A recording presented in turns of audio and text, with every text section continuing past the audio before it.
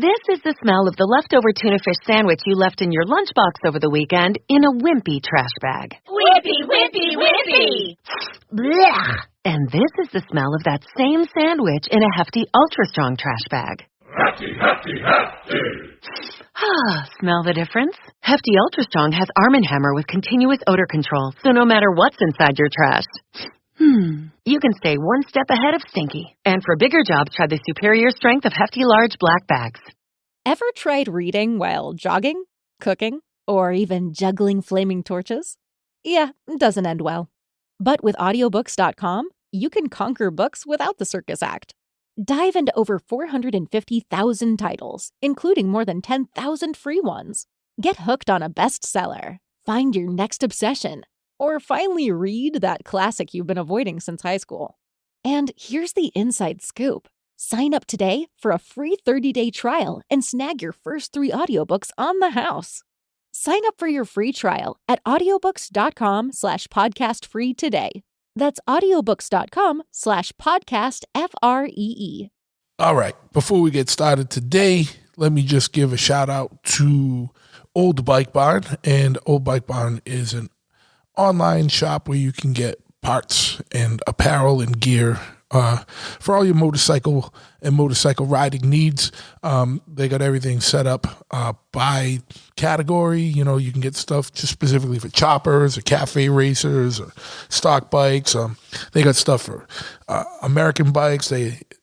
What's really cool is they got a lot for your vintage Japanese bikes that a lot of people don't have. And they got their own line of leather goods and knives under the White Knuckler brand. So check them out at oldbikebarn.com and on social media, Instagram, simply at Old Bike Barn.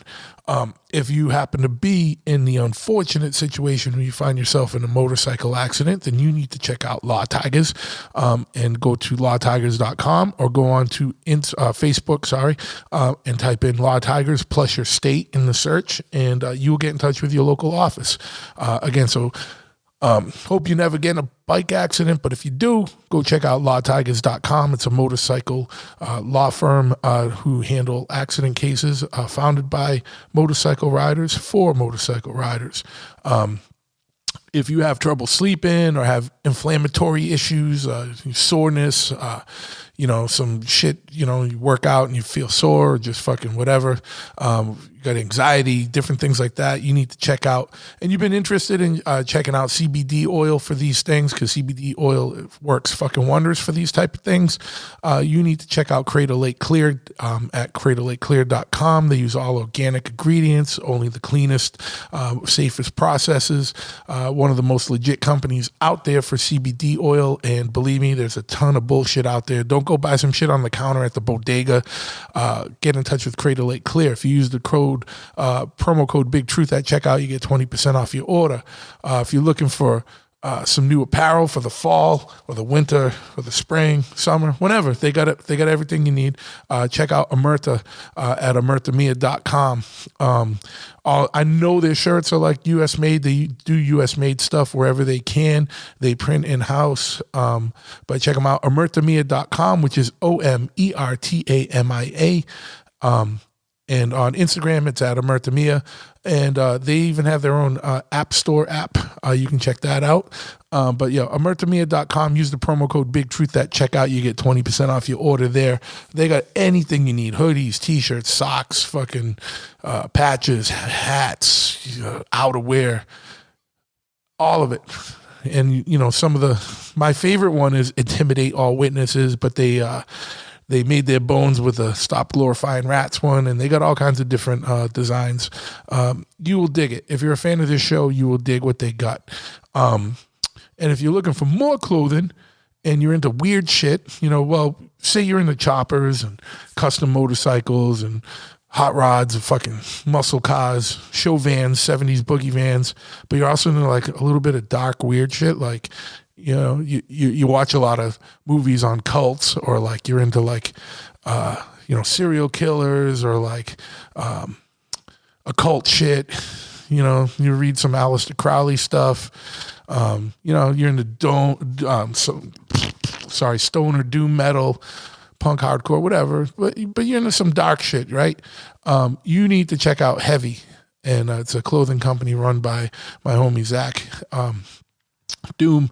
And they're at heavy.bigcartel.com. They have clothing and nefarious wares for psychopaths and sociopaths and people into this type of shit. I love it. They got rad shit. So check them out. Heavy.bigcartel.com or on Instagram at Heavy Clothing. If you happen to be looking for even more clothing and you want some records too, you need to check out Pitchfork at pitchforkny.com.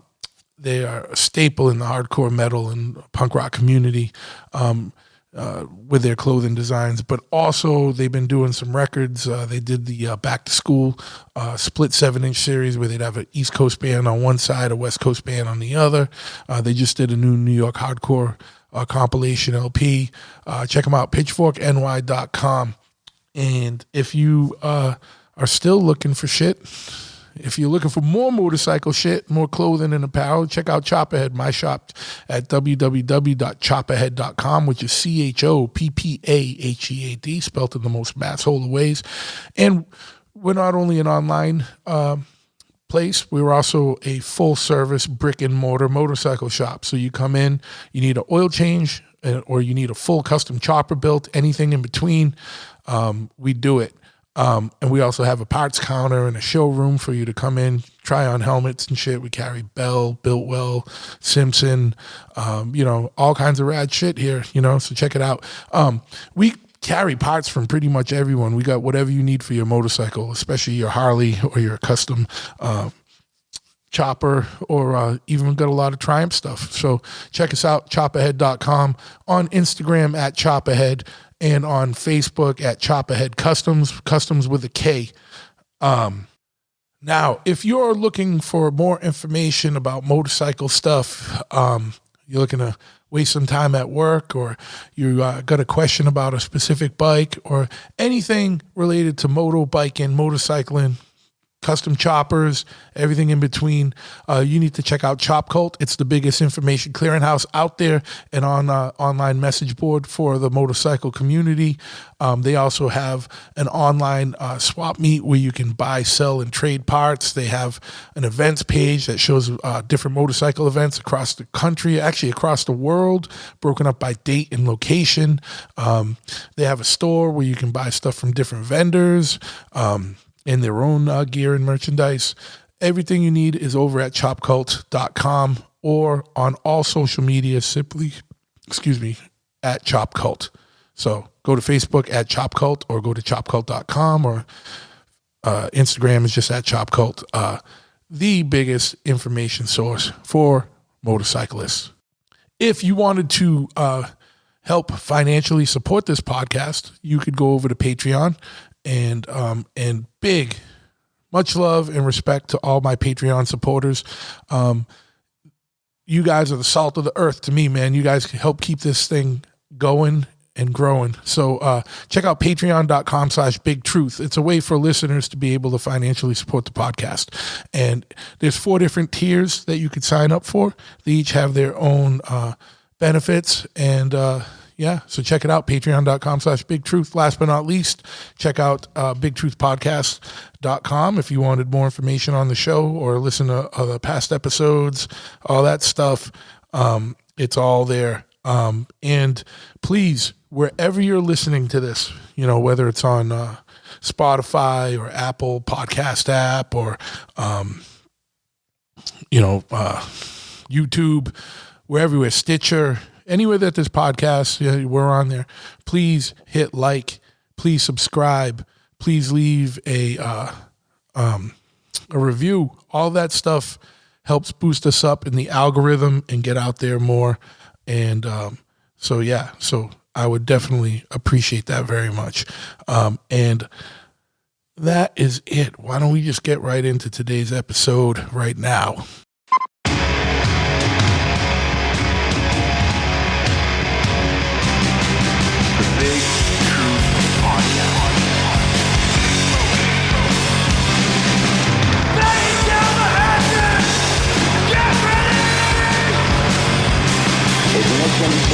We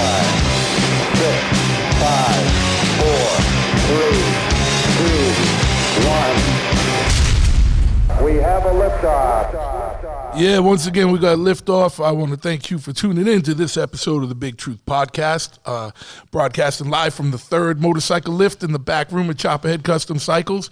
And I'm stoked to have my man M. Dot here with me again. I've only had a couple of repeat guests, and M. Dot's one of probably the second one that's been a repeat, other than on like the special side episodes. So I want to cordially welcome back. And if you're not familiar, go check his old episode. I should have been more prepared and remembered what the episode number was, but just go to the page, bigtruthpodcast.com or wherever you listen to this, and look through the past episodes. He was on right before the pandemic, so we're going to catch up to see what's going on. Well, actually, you were it was the first, in it. Though. Right, it was like you just got back. You had to leave tour from Europe. I remember the month it was. Yeah, we'll look it back up, and I'll put it like right there though. Yeah, we'll put it in the show notes. But for those of you who don't know, M. Dot is a local hip hop artist, and when I say artist, I'm not gonna just I'm leaving it open because he has his hands in a lot of different things. He's one of the hardest working dudes in the industry, in the city, and all around good and stand up dude. So I'm stoked to have him back. So what's happening, bro? And thank you for having me. Yeah, you know, it's just like we could talk. We were talking before this. We could talk for hours. Yeah. We just did a podcast before we even hit record. We started. I doing good, man. Doing good. We just dropped a new album. You know, family's good. No complaints. Just happy to be back here. It feels good. Yeah, you know I mean? I know you're on I saw your list of your promo tour, the promo kind of radio run. Yeah. I try to do the it. Jacket, or what do they call it? The jacket. Or something? Yeah. I mean, the old word for it. Yeah, I'm doing it myself, like every album. So I'm trying to do it like I would see major artists do it. You know what I'm saying? Yeah, of course. No matter, we wanted to always roll out like that, whether it's, have a video, have a single, have like a one sheet, you know what I'm saying? Like, I don't think we did that this time, but you know what I mean? Like, have a whole promo package ready to go. Yeah, where would you even send one sheets to anymore? I know. Because it's not magazines really anymore. Like a digital EPK. Yeah. But we want to have like the art, a month before, the track list like that week, the pre-order, a music video that week, and just kind of like a good little push, and just the radio run and stuff. Like, I still like to do it where you go out and go to the radios too. A lot of the stuff you could call in. We went to New York last week. It's always way better when you do it face to face. Yeah, it's always better. I mean, I do a lot of because of the pandemic and whatnot. I've had to do a lot of the episodes of the podcast by phone or just because of geography. You know what I mean? I got people from all over. But whenever there's ever a chance to do it in person, so much better. I enjoy it. I drove 2 hours, an hour and 40 minutes. I'm not even complaining. I'm saying because I enjoy coming to see you and kicking it with you. There's nothing wrong with the phone one if that's the way you can do it. But I'm able to do it right now. So I'm in the union now too. I got in the union. I'm in the Blazers union. I'm proud to say that. Like a lot of MCs don't talk about having day jobs, but 99% of rappers have other hustles and jobs. You have to. It's crazy to me that rappers pretend that they don't like. Yo, any musician, you know what I mean? Any musician, I should say. Yeah. But and unless you get like a certain status, a level. And we're doing. This is the best. Fantastic with the album sales and beats and features and all this stuff. But I don't want to just rely on music. I don't want to chase. I need to, sell this or I need to do this. And I just want that to come in as my side hustle. Absolutely. And I think the importance of that, it's important to talk about because like you said, because a lot of people, and even some of the big artists. They're afraid to showcase it, man. I'm telling you, dog. Yeah, and they have there's nothing wrong with it. I'm not trying to be like a crusader, but no. So I posted a picture, right? So when I got home from COVID, it was messed up, man. And it was, obviously we can curse on here. This is So, but it was fucked up, and I was like, I'm not saying like hurt. Like I was on tour. We dropped the Pete Rock single. Things were going fantastic. Like I was with the Beatnuts. It was unbelievable. We had like a good push on the first single. I had 3 festivals set up. Really good money. Really good tours. Yeah. And festivals are key out there, man, because they put you in front of humongous, man. And I was a headliner at a humongous festival in Switzerland. A headliner, like it was like we were just really getting over that little hump where we were starting to get. It was really starting to go, and then like boom, like you know what I mean? Like I'm talking about like it all came under. Someone flicked the needle across the record, and like, we 3 tours canceled. You know what I'm saying? Like paid tours. Like so I didn't. Yeah. So then I came home and obviously you know I came here. I started making beats, and then like after like you know. I think it was like 6 months or 7 months. I'm like, yo, you know, I have a lot of, I had money saved, you know, like I'm pretty cheap, I'm frugal. Yeah. And I went to, we were gonna go to buy a house. And then my homie was like, who does mortgage, he's like, you know, he's like, or real estate, he's like, you can't buy a house if you don't have a paper trail. You can't just get your music money. Like I had good money, good credit. Yeah, yeah. You know what I mean? And he's like, you need to have like some type of, you know, source of income and, you know what I mean? Paper trail. Yeah. You know, not to put my stuff out there, but that's the honest to God truth. And then that's what I'm like. You know, I'm friends. Like most of my friends are involved in music, and this is a real thing that people can relate to. Listen, absolutely. And another thing they don't want to talk about is like, you know, so it's like, so you know, say you have whatever, you know, how X amount of, you know, 70,000, whatever it is. The house is 400, 500,000. Yeah. You get like, it's like not even. Yeah. It doesn't. You know, how are you gonna get that other 400? Yeah. You got a mortgage. And by the way, they're paying, you know, 50 to 75 to 100 over the top on these houses too. Now, which is like so. Anyways, I got 3 kids. We wanted to get out of this apartment, and then I applied for the union, and I didn't hear from them right away, and I stayed after it. And now I'm in the Glazers union. So I'm putting the windows up in the high-rise buildings. You know what I'm saying? Like, no joke, like those, I'm out there and they're like, and I'm an apprentice. I'm not like a head dude, you know what I'm saying? Yeah. And like, I'm telling them, some dudes know some of the dudes, like there's some dudes there at that union. I'm with dudes who've done some shit, who were in jail half their life. And they listened to me when they were on when I was on 88.9 and jamming. So some of the dudes like, oh shit, like, you know, like even one dude was like, yo, we're talking about local hip hop. He's like, yo, you mess with him, dog. He's dope. And I'm like, man, that's me. You know, like, and they're like, and they're clowning me, not knowing that that's, you know, I swear, like, because they don't, you know, sometimes they don't see me or they just hear it on the radio. So you going up in the high rises? So I was, you know. So it was like how does it work? Is there like a fucking like a lift, your harness, but like that? It depends. Like, so, you know, I'll show you a picture, but like I said, man, it was gonna fucking suck in the winter. It was. I guess I should take like a silver lining that I got laid off, just because that's another thing you have to get used to is, you know, when there's when they're out of parts, when they're, you know, when it's winter, it slows down. You know what I'm saying? The union, I'll be back in within the next week or two. It's a job for life, you know, as long as you pay your dues and shit. But where's the picture, dog? So look at this, dog. So I know they can't see it. We gotta. Dog, that's me on that ledge. Yeah. Fuck that shit. And I'm harnessed in. But what I'm saying is, so it was, nothing has moved my pen more than this ever. Waking up at like 4:30, going to this job. And dude, I'll do anything. If I say I'm going to be there, I'm going to be there. I'm going to this job and I'm doing overtime. I'm getting home at 8 o'clock. You know, like literally, like think of that day. And I'm outside, I'm in the cold, and I'm kind of like a grunt, you know what I mean? And that shit, and like, you know, dudes are busting my balls. Like I'm a couple times I almost got into fights. You know, I'm not a tough guy, but I kind of strangled the dude one time. Like, no, but they're testing me. They're testing me, dog. There's like alpha male shit. Yeah. And then there's dudes like I'd say who ride with me and they have the stickers on their hat. You know, the hard hat. Like I'd say almost the whole job. Like carpenters, plumbers, because I'm an affable. I'm a happy dude. I talk to everyone. Some cats are just miserable in life. You know what I mean? I can't turn that corner. But anyways, my point of the story is it was humbling. And I got in the union and I was doing that while I was writing music, while I was producing, while I was preparing this album and the next album.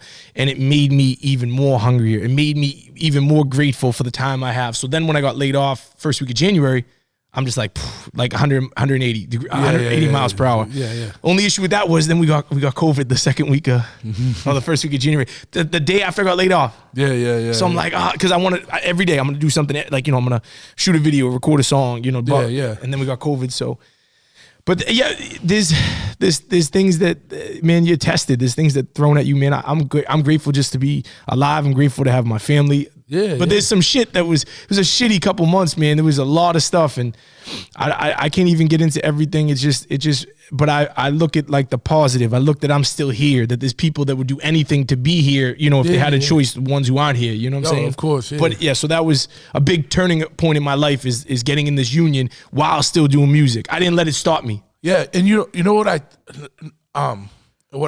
I say, unless you're at a level where you can just easily live off royalties and touring. Sure. Which is, not everyone can, and you have to be at like a really certain level for that. Yep. And even if you're just a micro cunt hair under that, it's a big impossible. Difference. But what I feel like is having something like that to back up, it's going to make it so that you're only making choices, like you don't have to make choices based on money with music. 100%. You can do it based on 100% what you want to do. That's a great point, man. And like you have something to fall back on to feed the family. And I think that's important, not even just in music, but whatever industry. Like if you're trying to do what you love full time, at some point you're going to have to make decisions based on like, do I do it this way, the way I really want to do it, or I do it this way where I can make a little bit more money? You got it. And now you don't got to do that. I've never posted beats for Seal. I never did that. I don't have a website. I have nothing. There's just people seeing snippets. There's a billion producers. Everyone, again, they're just producing. And I've done very well. Just people messaging me. Yeah. Off of just hearing the beats from the snippets, and I'll send them some beats, and boom, they cop some beats. That's crazy to me. I've never posted, like beats for Seal feature. They're coming to me consistently. But they're coming to you because you've already done the work to establish yourself. Sure. There's some kid. The problem is like, and we kind of alluded to this earlier, is like, the good thing is that so much shit is attainable now. The bad thing is that so much shit is attainable now. We had this, And so you got, the world is open. Some kid in his room can make beats or do music, or whatever the type of music is, and fuck with like programs that are free on your computer now. It's amazing. Put out 1,000 fucking things. But if no one knows him, if he didn't really put in any of the groundwork, which is different than just doing like the studio work. Like, you got to put in the groundwork too, in the face-to-face work. Like, you've done all that, so it's going to be easier because people have a personal relationship. And we have a bigger network because of the MCing. Yeah. So it's like, and everyone and everything you do, like, everything wants beats. It all ties into each other. Right. It's like a rolling thing. Like, that's why it's cool. Like, the organization that you guys have is awesome to me. Like, I respect it because you have a whole DIY ethic, which is like what the punk rock shit was like. That's what my mailman says. Because I see him every day when I'm sending out these packages. Yeah. It was like a whole day to send out these. Oh, I know. That's what I loved. I saw you. It was an entire day. I'm talking like. Oh, I know. And it was. I don't want to complain. I mean, like. But here's the thing: is like, it's like it felt so good. I wrote every person a personal message because it was like, thank you. But that's fucking cool. Like, not a lot of people do that. And they're gonna keep that record. So what he's talking about, just because like I know what you're talking about, but just the people listening don't like. M-Dot writes his music. He put his own record out, and he's fucking packaging each one of his records and shipping it to you with a fucking and we're talking personal about hundreds of records. Of course, like this is like, which by the way is we're making for the first time. This is like, I mean, like it's insane because it's all profit. You know what I'm saying? Like, so like we pressed it, but it's like my homie Victor Keys, he pressed it up with me. And that's my brother. Yeah. So once you pay he don't even. You know what I mean? He's my partner. We're splitting it, but like that's my man. He shoots videos for me. He does everything for me. I'm just like really grateful for him, but I'm really grateful that I'm really happy that we went this route because the streaming.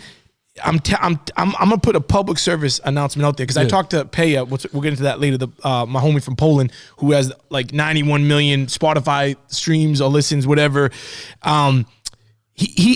Listener, excuse me. He has 91 million listeners. He said to me that it's all bullshit. That he's not making real money off of the streams. And he's like 10 times platinum. Yeah. It's a mirage. It's bullshit, man. Like these people who are making 10 million, they're not seeing the money from these records. No, Spotify's making the money, or whoever you're making a fraction of a penny, or Pandora, or whatever. I mean, unless you're Taylor Swift, you're not making money off of streams. I don't even know if they are, and that's why she didn't even put her shit on streaming for a long time. So that's where I'm at with.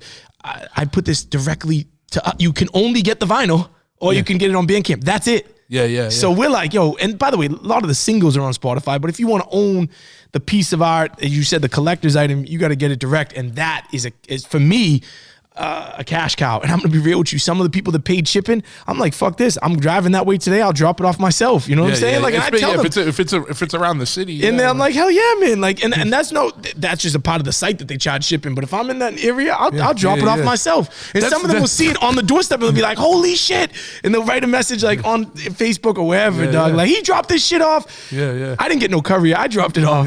Dude, it's I mean, I'm the same here. Like, with Chop Ed, like people, we mail order like merch and shit, and I'll get people that, and it must be because they can't get here during the day or some shit, but like people in this town or the next town over will order shit, and I got to ship it to them. I'm like, I'll just go fucking. I always talk to like, I'm gonna go send you over there, drop this fucking off. Like, I like to drive because it's I put on a beat, I'll listen, I'll try to write a little bit. You know what I'm saying? Because I can't write at home. It's just like I can't do it unless the kids are out of the house. Like I can't get into that mind state. It's just, you know what I'm saying? Like when I'm on tour in Europe and I'm in the studio and they paid me to be there and they're like, yo, you're supposed to be this MC that we think is dope or whatever. I need that pressure. I need that pressure. We just, we get the studio. You got to come up with something. I'm like, fuck, okay. Like, but otherwise I'm not going to, writing's work. That's the truth. I mean that. Like, of course it after is, you write this many, producing is like heaven. I'm like, oh man, I'm just doing whatever I want, having fun with sounds and dog, fucking around. Yeah. Just messing around. Yo, so I got something to tell you that's crazy. I produced a song for a movie, dog. I've produced for like less than a year or whatever. I produced a song for a movie, a legit movie that's going to be at Sundance. And guess who the rapper is? A Boston rapper who's, man, you definitely know. He's been in the game for 30 years. He became a professor. You know who I'm talking about? Yeah. Lyrical. Can you not? Yeah, I was going to say, yeah. Oh, sorry. Yeah, no. All right. Yeah, no, it's cool. I didn't even let you guess. Yeah. But so I did a beat for them. And him and my other homie, Jay Cruz, and they used it for a project they put out. And, he's in Washington now. You remember Lyrical, you know what I mean? Yeah. He's a professor. He does other stuff. And he had hit me up, and he's like, yo, this movie wants to use the song. But I was like, yo, I don't own the sample for this. And it was like a sample that had 200 views. That's a good thing that I will say to, that I have an ear for. I find a lot of records that haven't been used. Yeah, you know what I'm saying? So that's a big thing. A lot of producers use records that everybody knows. Yeah. Got a story about that too. But anyways, so the record wasn't known, but I didn't want to risk them getting in trouble with the movie. So we had somebody replay the instrument. You know what I'm saying? So, and they sent us the movie. We watched the movie, and I made the beat to the movie, and he rapped. I didn't even rap. I'm like, yo, this is dope. Like, I don't even have to write nothing for this. Like, but in the back of my head, I'm like, it'd be cool if I wrote something. But I'm also like, yo, like. So, like, is it like the intro music to the movie? Yeah, it's the first 2 minutes, like when you see like the city, the and credits, and all the skyline, and like the person driving into the city. Yeah, it's like really dope. Like I'm trying to think of like one of those movies where it starts off and you see the car driving in the sky. Sure. Yeah. Dude, there's the intro establishing shot. Yes, and we did that for the movie. So they sent it to us and they were like, "Oh, thank you, man." It's the movie's called Montreal Girls. It's not a porno, but it's called Montreal Girls. I talked to the director, and they, they gave us a nice check, and now we're on publishing. Yeah. So I'm on IMDb. Yeah, sure. Producing. Like, and now whenever that gets played or sold. I gotta look into. I gotta talk to Lyrical, but they got our info, and you know what I'm saying. Like I'm gonna talk to her about. I think that it's just it's a fantastic thing for me to be able no to matter achieve. what, it's something on the resume. You know it says Michael Genuario, my government name on the on IMDb, and I thought that was super dope too. Oh hell yeah, man! And so talk a little bit about the new record, man. You guys put it out, like, when did it? And dude, you got like, it's like I could tell when someone's from kind of the same era, because you got the guys on it that like I'd want, like Razzcast and Lodge Pro, dude. Yeah. Come on, man. Yeah, like and Cool G and stuff. Yeah. But, so like, and the cool part is like Lodge Pro is like a friend of mine now. Because so I met him in New York. There was at like they had like I probably said this on the last show, so I'll try to. Before we get into the whole story of the record, like M.Dot's called Dining in Dystopia. He put it out himself. So if you go to your Facebook or Bandcamp, or whatever, it's on Bandcamp. Dining in Dystopia. There's only one place to really buy it. I already see it's bootleg places like in Russia, but that's cool. Whatever. Yeah, what are you gonna do? There's nothing I can do, man. Yeah. I'm not stressing. I'm happy that it's out there. But if you want the vinyl, like, where can they go on your Instagram or on Bandcamp at M.Boston. Yeah, the Bandcamp. But yeah, so. A Lodge Pro, I'll say this super quick. Halftime Radio had their last episode, and everybody was there. Vinny Paz, Ill Bill, Master Ace, Immortal Technique. Yeah. Everybody, man. And it was like, they have like their cipher of MCs that go in order. Chris Rivers, this was when he was like, this was Pun's son. This is before he was coming up. I vividly remember him because when I went in there and rapped, it was Craig G, then me. And I was the only dude from Boston there. Like, none of the dudes were there. For whatever reason, they just didn't make the trip. Crumb was going to come with me. He couldn't come. But yeah, so Evil D Unplugged or Marco Polo Unplugged, and then Large Pro plugged in. So they're playing the beats, and you're like in a line getting into the studio to like do your verse over whoever's drumming on the pads or whatever. And right when he plugged in, it was my turn to rock. And I was on the way over there listening on the radio because it's on New York radio because it's a college radio, NYU or whatever. Yeah. I was like flipping out because I could hear who was in the studio. Yeah. OC was there. Dog, I was nervous. Yeah, and you're getting you hyped and nervous. Yeah, at the same I was time. getting nervous, and brother, everybody was there. I mean, Mercules was there before he blew up. You know, Mercules now he kind of took off, and I just wish I could. Nems was there. Nems is now like. Good for Nems. You see him with all the he blew up now, and I'm proud of him, man. But whatever. So I go in the studio and I said like the best verses I've ever written. You know what I'm saying? Because I'm like, and I'm sober. You know what I mean? Yeah. So a lot of other dudes were drinking. I'm like, hell no, I need to be on point. I don't want to be fucking slurring. Yeah. So I went in and I laid it down, and I'll never forget coming out and Chris Rivers was jumping on me like, oh my God, yo. And C. Ray's Walls was like, yo, you got to give him that beat to Large Pro. You got to give him that beat. So I came out, I saw Pro outside of the studio, and I'd been hitting him up for beats for like years. Not years, but like a year or two. And Nutso was my man from Queens, and Nutso had messaged him. And then like a month later, he was on like another radio show, and he's like, yo, what you working on to Large Pro? He's like, yo, I'm gonna get M. Dot some beats. I'm like, oh shit, So then I hit him up, and for another year, I didn't hear nothing. And then finally he sent like 3 beats over. I still have 2 more beats from him. So nice. I gotta ask him if I can use those. He said I could at the time. I was like, I'll put out a little EP. Yeah. But anyways, yeah, so we became friends, and he's on this one rapping. He's not even on this one producing. So a lot of these records on this album is basically songs that I've, had either Lucy's or features I did, or songs that, were holdovers, and it was dining in dystopia, eating during COVID, you know what I mean? So this is a holdover till Ego 2, but now it's kind of taking on its own momentum because Cool G Rap was because Mighty Vic produced on this, Mighty VIC from the original Beatnuts. He became like a real good friend of mine. Like, you know what I mean? There was no money, no business. Like, that dude is one of my favorite people, one of the best producers. He produced Boomerang for Pun. You know what I'm saying? I know and 7L was telling me, George was saying that's one of his, like, he loves his production. So I went and met him and gave him a plaque for the record.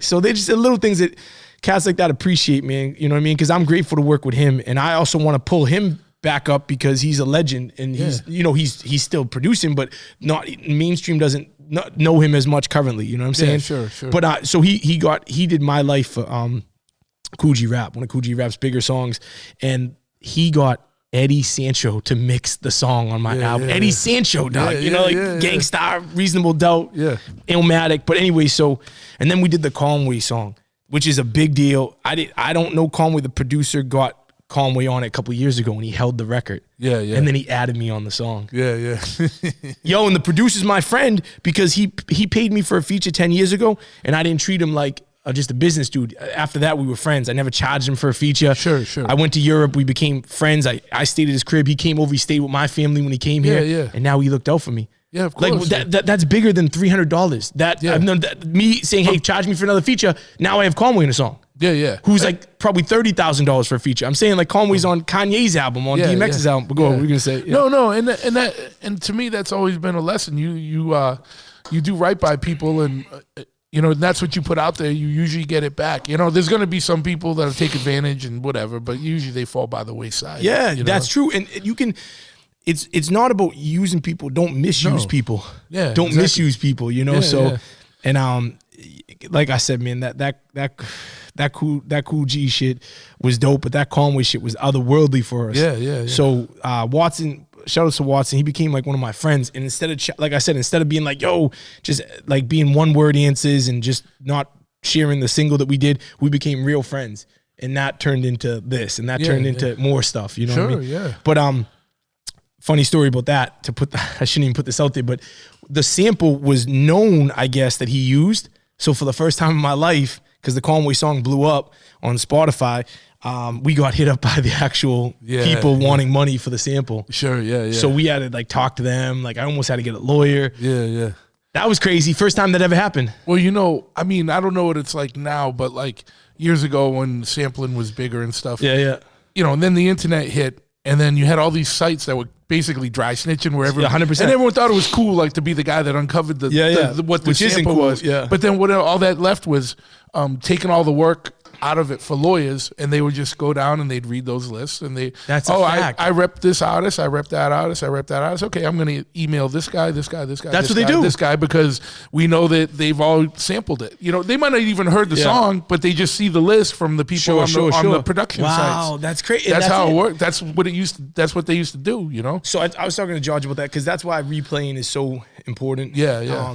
But yeah, and I'm not against like people getting paid for their shit, like especially if you produce this hit song. But like they were literally hitting us up at Brick, like when like we're like, that's what I was gonna say. Yeah, we was like no one made money on this. Like, what do you want more money than fucking all of this even generated? The song made like.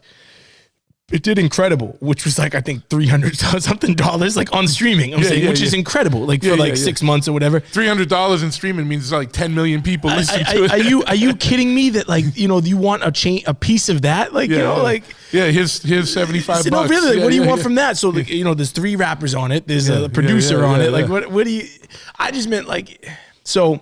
It's unfortunate that that's how it goes now. You know what I mean? So they kind of backed off. Hopefully they hear this. Nothing but love. I appreciate you doing your job, but we weren't making big money off of that record. You know what I'm saying? If anything, the good thing we were getting from it is we were getting more exposure, and I was getting more placements, and more people were hearing us. You know what I'm saying? Yeah. So we were going on Shade 45 and stuff. No, but I just meant I understood that more when there was big hits and like major labels. Yeah, when Puffy's sampling David Bowie. Okay, you know like, but when some independent artist is doing something, it's like you should be happy someone's fucking checking your shit out. Like these catalogs that didn't do nothing for decades, and people digging through the archives 100%. To pull shit up.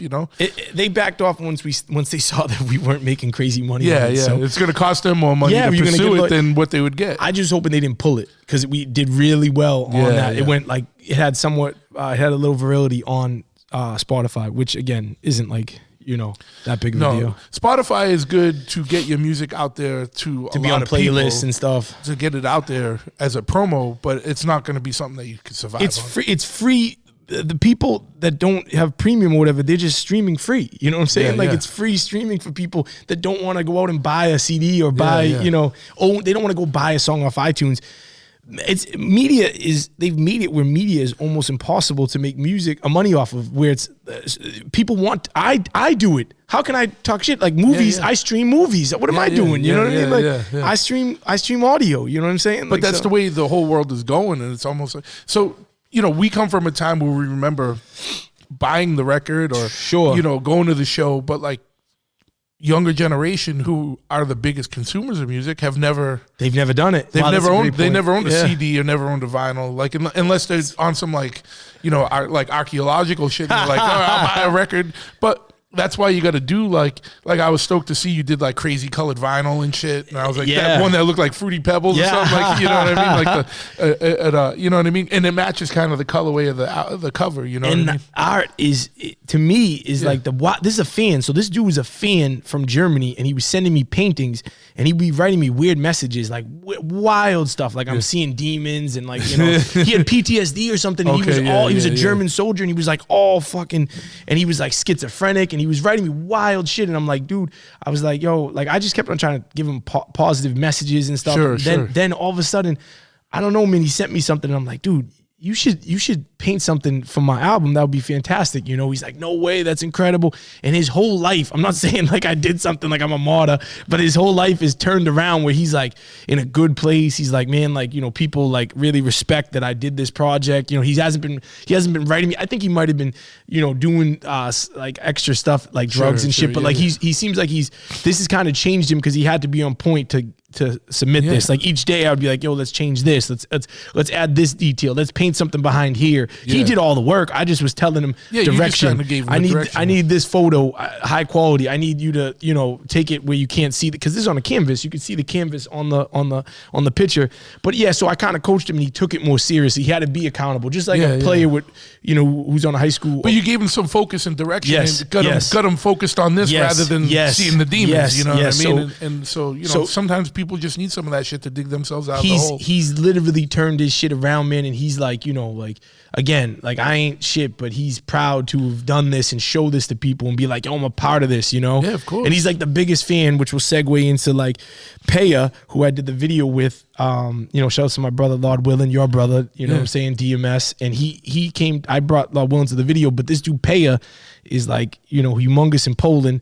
And this dude who did the cover, Adam, is the biggest fan. And like that came out the week after the album came out, the video that we it's all like, just when you're active, it all starts coming out, because even if we did that video a year ago, it starts all popping, you know what I'm saying? But anyways, the song with Paya blew his mind, because he's like, yo, I did the album art for this dude. And the video has 80,000 views in the first day and a half. Yeah, man, that's crazy. Yeah, congratulations. That's a big deal for me. I never, you know. Well, you know, it's crazy, man, because it's weird in that Europeans have way more, it seems, and you know, there's no disrespect to America, like fucking, I love America, but Europeans, for whatever musical genre it is, they have way more like kind of respect for the music, and they're way more like fans, like hard fans. Like they'll go to the shows, they'll buy shit, they'll support. There's like way more. It's not just taken for granted. Like, oh yeah, I just get. It's a culture. Spotify. It's a culture thing too. You know what I mean? They like supporting. When I go to, that's what I mean. They're way more like active, supportive. When I go to someone's house, their enjoyment is to take care of you, to make sure that they have food for you. It's like an honor to host. You know what I'm saying? So like, I think that's a factor too. But yeah, man, the goal for me, since even the last time I saw you, or just in general, was to get better, to make better music, to work harder, you know, to do more, be active. Like, because I see dudes who are good MCs, who are good producers, and they fall off because they're not consistent with putting stuff out, or consistent with being active and being places, you know? Yeah. So it's bigger. Half of it is... It's weird. Half of it is just being out there. Availability. I'm telling you, man. It's like sports. The quarterback, if he's not on the field, he's useless to the team. You know what I'm saying? Like, the biggest thing is being able to stay on the field. I don't care if people are like, well, he still has to be good. No, if he's there, that's a huge thing. Like, they need to count on him being there. Yeah, you know? Exactly. And you never know. Like, when you're out and about, you never know who you're gonna bump into. You never know who's out there, and then you never know who you're gonna meet. And then I don't care what the state of the world is and how many people just stay on their fucking devices all day. When you meet someone in person, there's way more of a connection than you could email someone for fucking 20 years. And you can meet some other motherfucker for 10 minutes, but you shook hands and looked in the eye and talked to each other, and it's a different, more real connection. You know what I mean? There's a genuineness too when you, you know, it's missing. It takes away from that with... It's and that's in any industry, with the motorcycle shit, in like anything, band shit, fucking music shit. Like you gotta, you love something, you gotta be out there in it. I mean, it's a stretch, but like, you know, it's like digital versus analog, or you know, or like a digital versus owning a vinyl, holding the record, you know. But people. Well, I'm such a fucking, you know, caveman. I like I like holding. Like, to me, when an artist takes time to put out a record. It's a whole experience. Like, they put thought usually into the art and the packaging and like what it represents, and that's why I like that vinyls come back to a certain extent, like, because now more people are like making vinyl like a collector's item, and they're doing special things with it, like crazy colors, or like special packaging, or like, you know, putting fucking books and shit inside the fucking things. Special, like you said, releases with you get things inside of it. Because I'm not gonna lie, most of the time I do listen to shit. Like, most of the time I'm listening to music, I'm here at the shop, or I'm in my truck, and I listen to it digitally. I don't sit there and put records on the turntable that much anymore. But I like owning the record, especially shit for my friends. Like, of course, you know, this is for you, man. I appreciate you so much, man. This is special for me to give it to you. You know I appreciate that. You know, I got to get one of the stickers I have in my car. But like, I actually printed the sticker where we have, like, you know, when you see an album, you see the sticker with like who's on it, like a little. I love that when you see that on a record. You know what I'm saying? Of course. So, that's fuck yeah, man. But yeah, dude, it's been this is cool, because this is just the lead in the stuff I'm working on now that I finished. So Ego 2 was what we were doing with the Pete Rock song. That was a single off of that album. That album's done. And it's the best stuff I've ever done in my life. This is like me barring out, and, you know, great beats and great verses and hardcore. Like, you can't, undeniable, you know, but this new one, Eagle and the Enemy 2, is the best music I've ever done in my life. It's all about what's going on with me, like what's going on with my family, what's going on with like pain and things that the concepts, stories. Yeah, well, and you kind of I'm not cutting you out. I want to hear it, but you kind of explain it. This was a collection of stuff that you kind of did over the COVID shutdowns. And I had like Lucy's and features, and this one's a personal, like more of a concept. Man, all concepts and stories, and like, you know, like I talk about my daughter's last 2 birthdays have been on quarantine. You know what I mean? Like, and it's like terrible because I think of like how fucked up that is for a kid. We don't even know the psychological ramifications of all this bullshit, especially on kids. And it's breaking me to like, yo, both of her parties we had to cancel. We moved it, and then like just other stuff like just little shit, man, like little shit. My son's mom, the shit that she's put me through, like seeing my son. I didn't see my son for 3 months because she was saying COVID. I couldn't see him. I don't even want to get into it, man. Yeah, sure. No, it's just like there's things that hurt so bad that like. With this whole COVID shit that I poured into music, and I know people say it, but it was really like fucking therapy. It like, I'm telling you, brother, there was so much stuff. The union, like, you know, just I talked about, you know, like I'm trying to get out of this apartment. You know, like anytime we made noise, like I was making beats, like anytime the kids ran around, like the landlord below us, she's so nice, but she lives right below us, so I'd get a text. Because they're all on top of each other during COVID. You know what I'm saying? Because they're all everybody's in the house working from home. Yeah.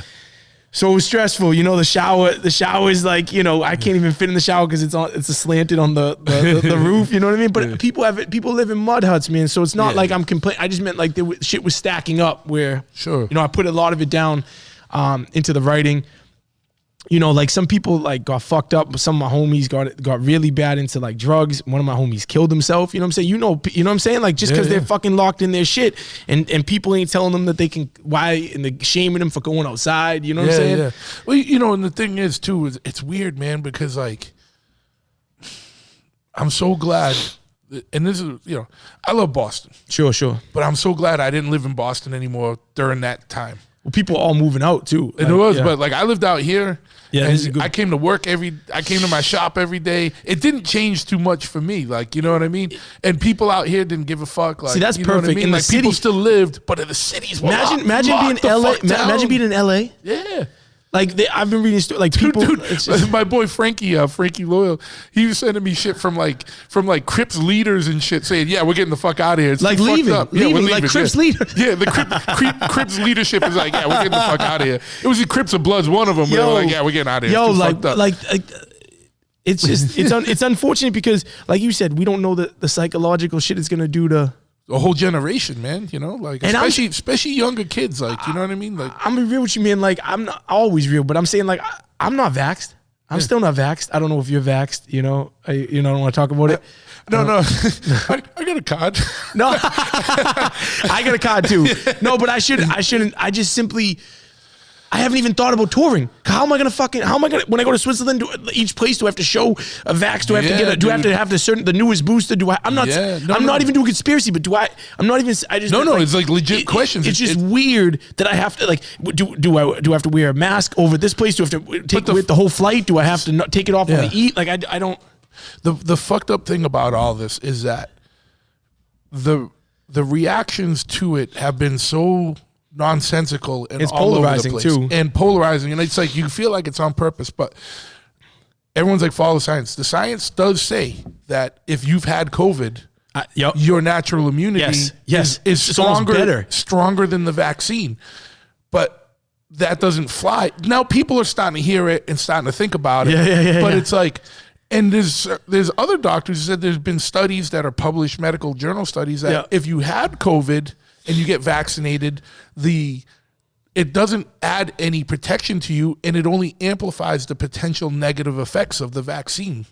So you got to watch out for shit, like, and you got to be informed. But the problem is there's so much information flying around, misinformation too, misinformation on both fucking sides. Yes, that's what no one wants to hear. Like, yes, there's misinformation on the when I say anti-vax, I'm saying anti-COVID vax. Yeah. Because it's a very fucked up nuance to say someone's an anti-vaxxer because they're not agreeing with the COVID vaccination. Yeah, the measles, the fucking mumps, all these fucking vaccinations, polio, that shit fucking works. And you know, those are vaccinations. This isn't a vaccine. It isn't a vaccine. It's not even technically a vaccine. And it's 100% experimental Yes, at this yes. stage. And that's why it can only get passed under emergency authorization procedures.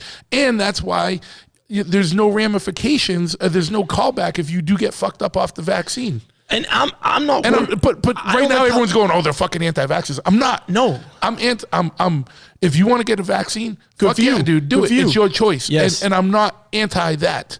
I'm anti mandates and force shit because we don't know what this is going on. And it only confounds it when like they're like when the government's saying to Pfizer, like, yeah, we want to see all the data, and they're like, yeah, give us 75 fucking years. What? And they overturn that, and they're going to make them do it. So I'm curious to see what the fuck's going to happen when that stuff kind of gets released. But you know, you can't force shit on people like that, especially when the like you said, we'll just call it a vax for what it is, you know. But mRNA thing, like when it's like we don't even have a good vaccine for the flu. It's only the flu vaccine is only 40 to 60% effective. And how many years have we had that? I've never gotten a flu vaccine. Never. I got one once when I still worked in the hospitals. They not made you, but they did. Oh, they did make you. Oh yeah, it was mandatory at the end. So I did once, and I got all fucked up off that. And I was like, I ain't doing this again. I don't like the whole forcing thing. It makes you feel uncomfortable. And everyone's like, well, a mandate's not a law, but it's like if you're taking somebody and saying you can't go to work unless you get this vaccine, they're firing people. Oh yeah, you know what I mean? Like, no, it is forced. Like it's not 100% forced, but like you're choosing someone can eat or fucking feed their family or get or not. You know what I mean? And so of course, what are people gonna do? You know, for the most part, not everybody. Plenty of people have walked off and left and found other careers, but.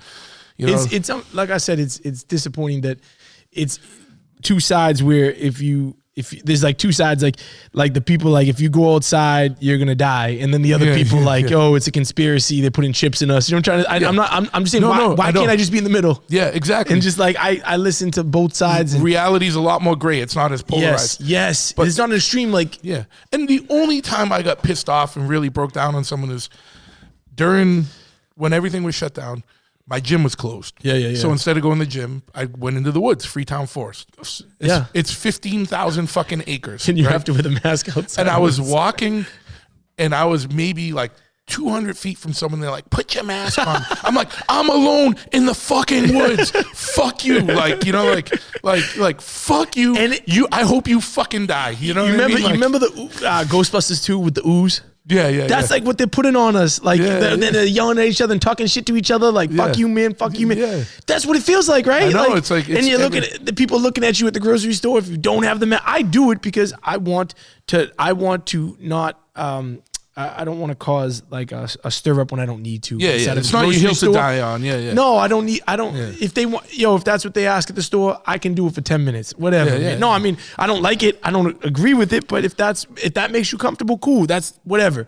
But that's the thing. That's one of the other nonsensical things. Yeah. Now, all this shit when it was first coming around and we didn't know what the fuck was up. That's very understandable. Yes. 2 years later, when even the CDC and all these major health things are saying they don't work, but then all these fucking idiots are still enforcing vaccine mask things. And it's like, someone's wearing a fucking sock on their face or a fucking bandana. That doesn't prevent shit. That's not the same thing. Unless they have a Daffy Duck fucking speech disorder where they're spitting and spraying everywhere. It's not doing anything. You need N95 masks or other masks. And no one's wearing that shit. Everyone's wearing regular fucking shirt sleeves and stuff. So it's like, why embrace the stupidity of it? And like, it's just caught up in fear.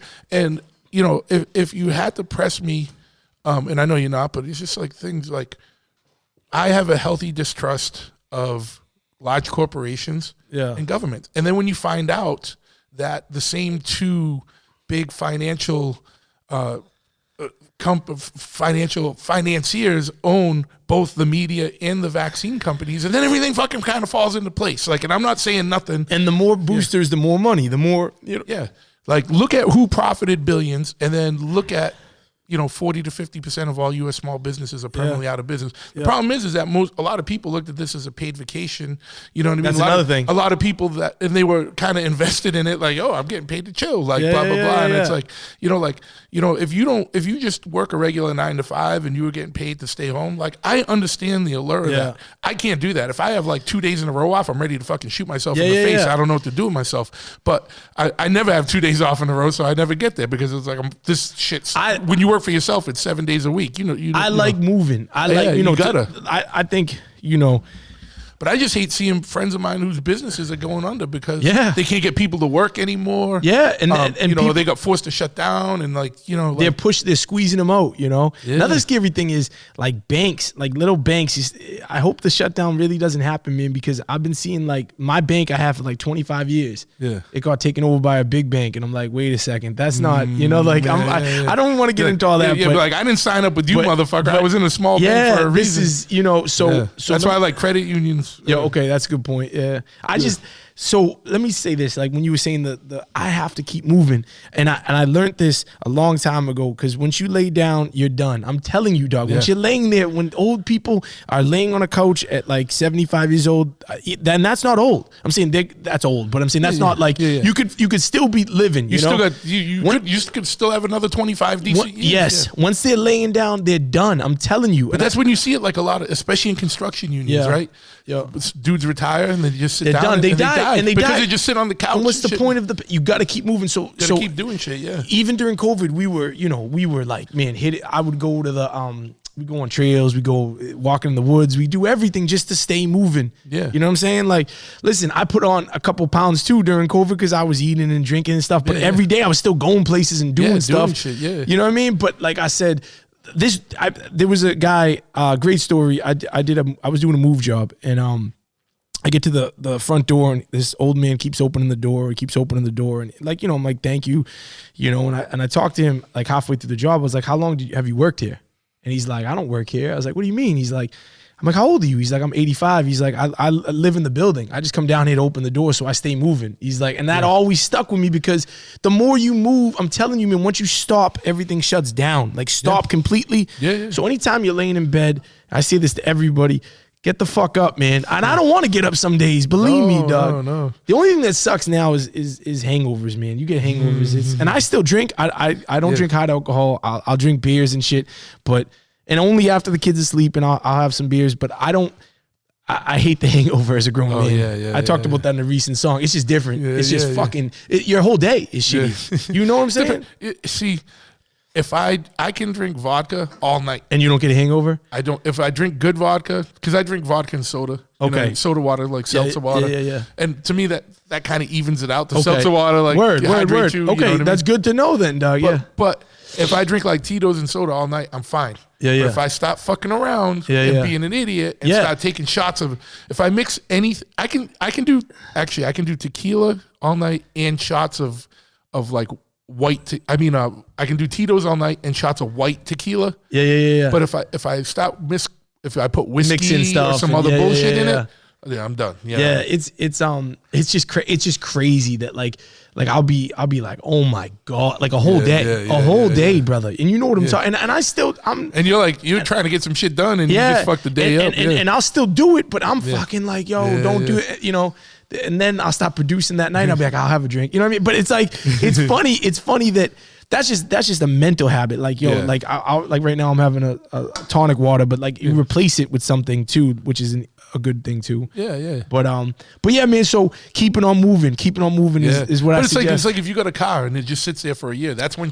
everything starts fucking up. That's a great point. But you keep it moving, everything's lubed and going and fucking whatever. With the bikes, man. Yeah. Exactly, yeah. People bring their bikes in that have been sitting for 3 years. I'm like, that's the worst thing you can do for it, man. Like, I'm deathly afraid, man. I don't know how these people, I'm deathly afraid. No, because it's the drivers, man. It's the drivers. The clip. I'm sure you know. Yeah, sadly, unfortunately, a ton of people that got hit. Dude, that's I see that more often because we get people bringing insurance jobs. Like, when the bike gets hit and the insurance comes in, that's fucking crazy.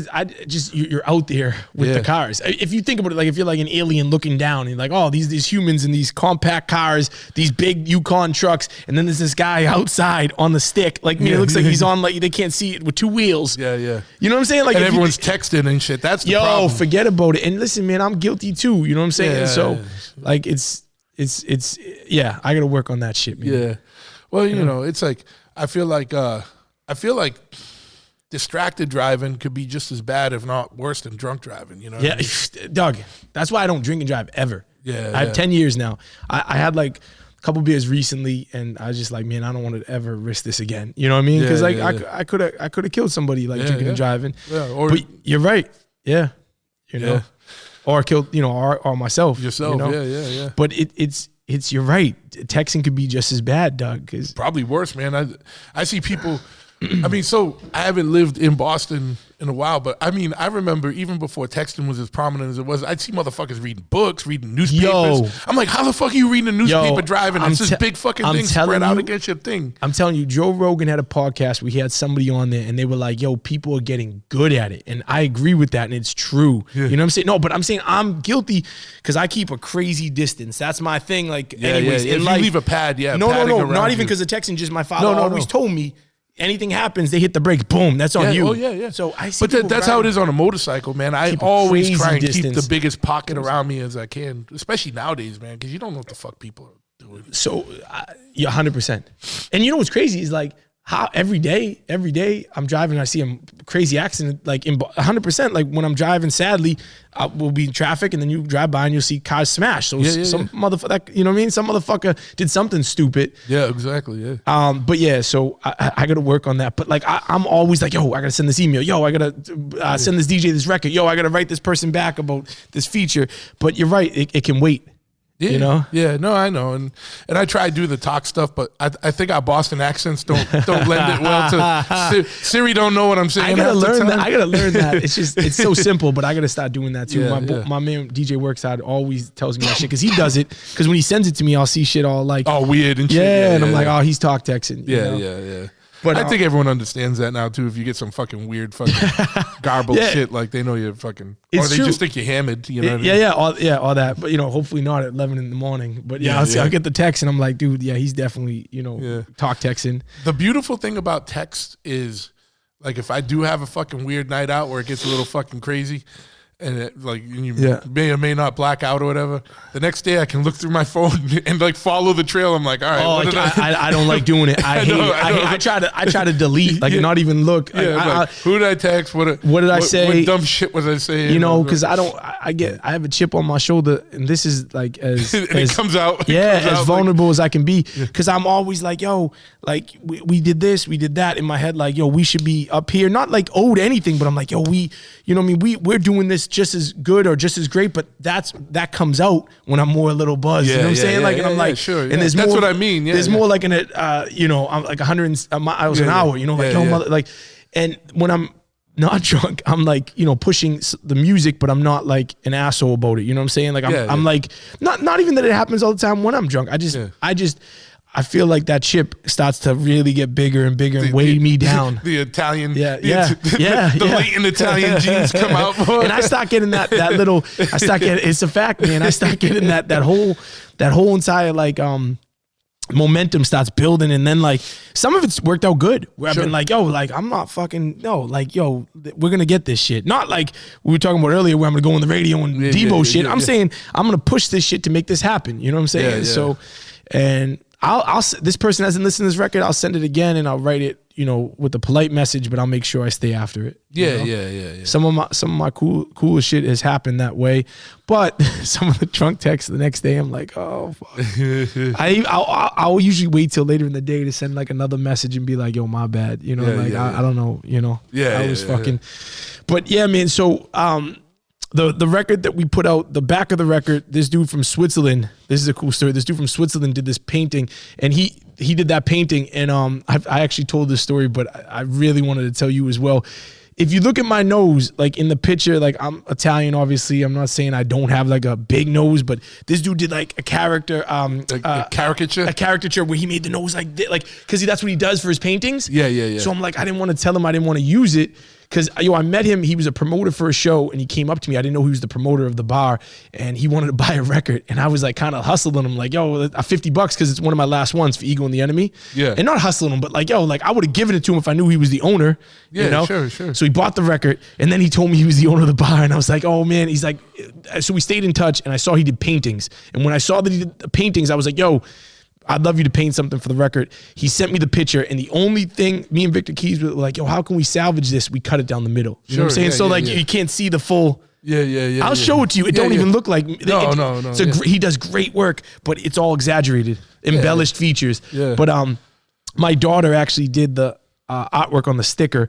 Cool story about that is she did a picture like of like some type of, it was like she's never seen it, but it looks like a stick figure in Blair Witch Project, one of those sticks outside. It's wild, man. And she did it, and I took a picture of it real quick, and I came back and she'd already scribbled it out and ripped it, like, threw it out, and I was like, oh man, like don't, I was like, in my head, I'm like, shit, like this isn't a good quality picture. I sent it to my homie. He added some filters to it, and we used it for the album. And then I told her, and she was crying once I told her it was on the record. She thought she threw it out. It's like a painter throwing a picture out a window. Yeah. Someone picks it up and puts it on their wall. You know what I'm saying? Yeah. That's dope. So I snagged it before she destroyed it.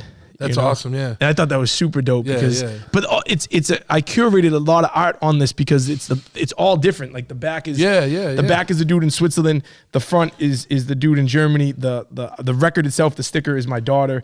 And then, my homie Buggo did the text right here, Dining in Dystopia.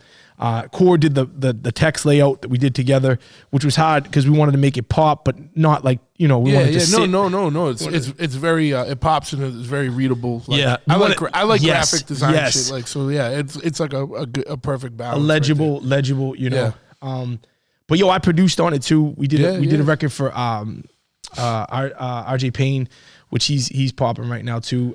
But yeah, man, like, stuff is really building with the momentum. We dropped a video January 21st, I think it was, that we dropped it, and it went incredible. It's called Blood, Sweat, and Tears, and my kids are in it. It's a fake battle video. I don't know if you've seen it. You gotta watch it. I saw the Reaganomics video. Oh yeah, that my boy works out. That's just like pieces that he put together of like Reagan and stuff. But there's videos for a lot of them. The Ricochet one we did in Germany. Another Day I made myself, just like clips of us all on tour, like one of those tour homage videos. You know what I'm saying? I don't think I saw that one. That one's cool. I'll send that to you. But the Decadence song really was dope for us. Price of Love, there's a video. We shot that in New York. When you sent me that Decadence originally, I was all stoked. Me too, man. And I was like stoked for you. I snapped on that. Did you hear it? You checked it out? Man. Like I went 32 bars and I mean, I talked about stuff that my friends can Which was cool to do because like Cool G rap's known for that too, just going on fucking I just couldn't crazy bars, Now I realize what people say when they're like, I wanted to say more. I didn't want to just, 16 is like, that's what they want you to do for a radio song. You don't have to do that for just this isn't a radio song. But what I talked about on that record, Shawn Michaels and Tupac and Biggie and who else that? Everybody, Fushnikins and Das Effects. And I did like a history lesson, you know what I'm saying? Yeah. It's like a rundown, But yeah, man, it's been really dope. Just this whole little push, and everything's a silver lining. Everything's a blessing. It's what you make of it. Like right now we're being laid off. We had COVID. It was a shitty couple months, but I've turned it into a positive. Yeah, hell yeah. So you guys put out the record on your own. It's only available through mail order from you and from you can buy it digitally on Bandcamp. You could buy it. Yep. So you could get it digitally if you don't want to spend. And you found that awesome has been working good for you as a model. Absolutely. As a business model for promoting your own music. The only thing I'd say is we should charge more for Europe shipping. It's like it's like, oh yeah, dude, it's fucking bananas now. Bananas. Like I lose money sometimes when people order shit. I'm like, fuck, it was costing me money to $29, $30. Yeah. And I charged 20, but I made up for it. But you got enough Euro contacts where you should ship a couple boxes out to someone and have like a substation out there. It was like someone out there doing it. You're so right. So there's a dude, Tom Nagel from Switzerland, that I'm supposed to send some records. I need to do that. HHV, I think you know HHV. They're like Fat Beats of Germany. They're humongous, but they bought like a bunch of records off me, and they gave me their shipping, their UPS. Brother, I can't believe this. I sent it out on like Wednesday. It was there. I sent it on Tuesday. It was there on Friday. They had it for sale on Friday. They got it 3 days. I've never seen that ever. Is that UPS? To Europe, to Europe. Never seen that. And it was a box. You know what I'm saying? Yeah, sure. I thought it was so dope. That was prepaid. Like, oh, hell yeah. And they paid me for all the records and stuff. Like, too. Be like, let me know when you need more. Yeah. I mean, like, but like they paid probably like, so the record's $40. They paid a little bit less, but for them to pay that much was still dope. You know what I'm saying? Sure. I'm just happy to be in their store. I got to give some to 7L. I gave him one the other day, but because he's building his spot. Yeah, he's building the store back. He's a street away from me. in Beverly. Yeah, So I'm there. I go by his spot all the time, man. I'm like, a resident now. But yeah, man. It's like I said, like look at that. He has his own shop. There's other hustles. You know what I'm saying? Other hustles, yeah. So, and there's always gonna be a cool record spot. Like, you know what I mean? That. There's one in New Bedford, Purchase Street Records. My boy I gotta go Roger there then. Yeah. What's his name? Roger. I'll hook you up. I'll go by there, give him a couple records. Yeah, and they do. And it's an indie store. Like, then I gotta go there. Their hip hop and their punk rock, hardcore metal sections are the big shit. And then they got, if you want a Fleetwood Mac record or something, you can get that too. But like their main stuff is underground shit. So I'm gonna go there tomorrow because I'm staying here tonight. Yeah, that's tell him I sent you over. Yeah, I'll give him a shout out. Like, I'll just say, absolutely. I appreciate if you do, but either way, I'm gonna say, yo, I'm here. This is my record. He's right downtown. I'll put 2 records in his store. You know what I'm saying?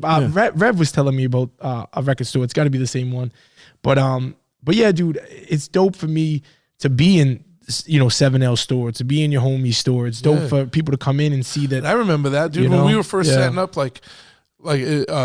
like when we did the first Brick release, when I put that one in, me, 7L, SO, I think Karma and Mad Soul were in 7L's little car, and we drove 3 boxes of them. Oh, you told me this to New York, to Big Daddy in New Jersey. Oh, New Jersey, okay. Yeah, that was one of the. It was just cool for a Boston label with Boston acts to get some distribution through the New Jersey, New York channels. And then once we were in like Fat Beats and shit that, I was like, fuck yeah, man. That felt like making it. You know what I mean? Like, Fat Beats, by the way, Mad Soul, shout out to Mad Soul. I met him recently, probably like 4 or 5 months ago. I did a show. Where did I meet him? Was it me and Edo did a show? We did a show at Big Night Live. It was like 400 people. I was pretty pumped right after COVID too, man. So, but whatever, right in the midst of COVID, whatever. But I was surprised there was a lot of people. But he wants me on his album. Yeah. How dope is that? Like, meaning like, so, and it's crazy looking at his resume. Yeah. Like Last Emperor, that song. I remember that song. I remember listening to that on headphones when I was unloading boxes at Kohl's. And I'm like, this shit is crazy, dog. This dude's talking about I think it was like the comic characters versus the MCs. You know what I'm saying? Yeah. Yeah, dude, and Mad Soul did the record for Talib, and dude, I like when I met him, I didn't even know until afterward. You know what I'm saying? Like I met him, and it was a loud place, and he's like blah blah blah, like hit me up, and he sent me the beat, and then I'm reading it, I'm like, oh shit, dog, this is fucking You know what I mean? Like he's very humble and just a good cat, but I thought that was super dope. Now he wants me on his record. Sure, yeah. Shout outs to him. I need to do that shit, so I gotta get that shit done. But yeah, man, I'm excited. I'm proud. I'm just trying to show people that if you want to do something, anything, I know people say you really can do it if you put the work in. If you put the work in, it's about being consistent. You're going to always get texts from me, yo, new video, yo, like that. Because I'm hype about it. When I'm not hype about it, you should be scared. Yeah.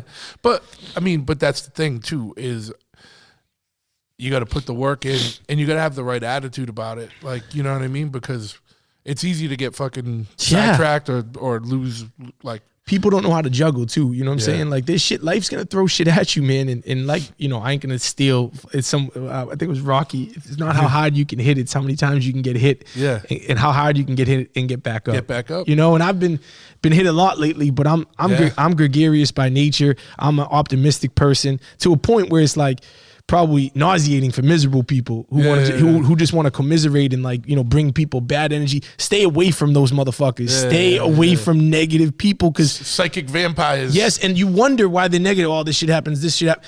There's people that this is a gem. There's people that I've seen play the scratch ticket, and then they're like, like they, win $2,000. Like, fucking but both times, like, and it's like, yo, motherfucker, you just won 2 G's, like, you're still fucking complaining. Don't get the scratch tickets then. No one forced you to do it. I learned, man. Listen, I'm gonna admit though, I get mad if you win less than what the scratch ticket cost.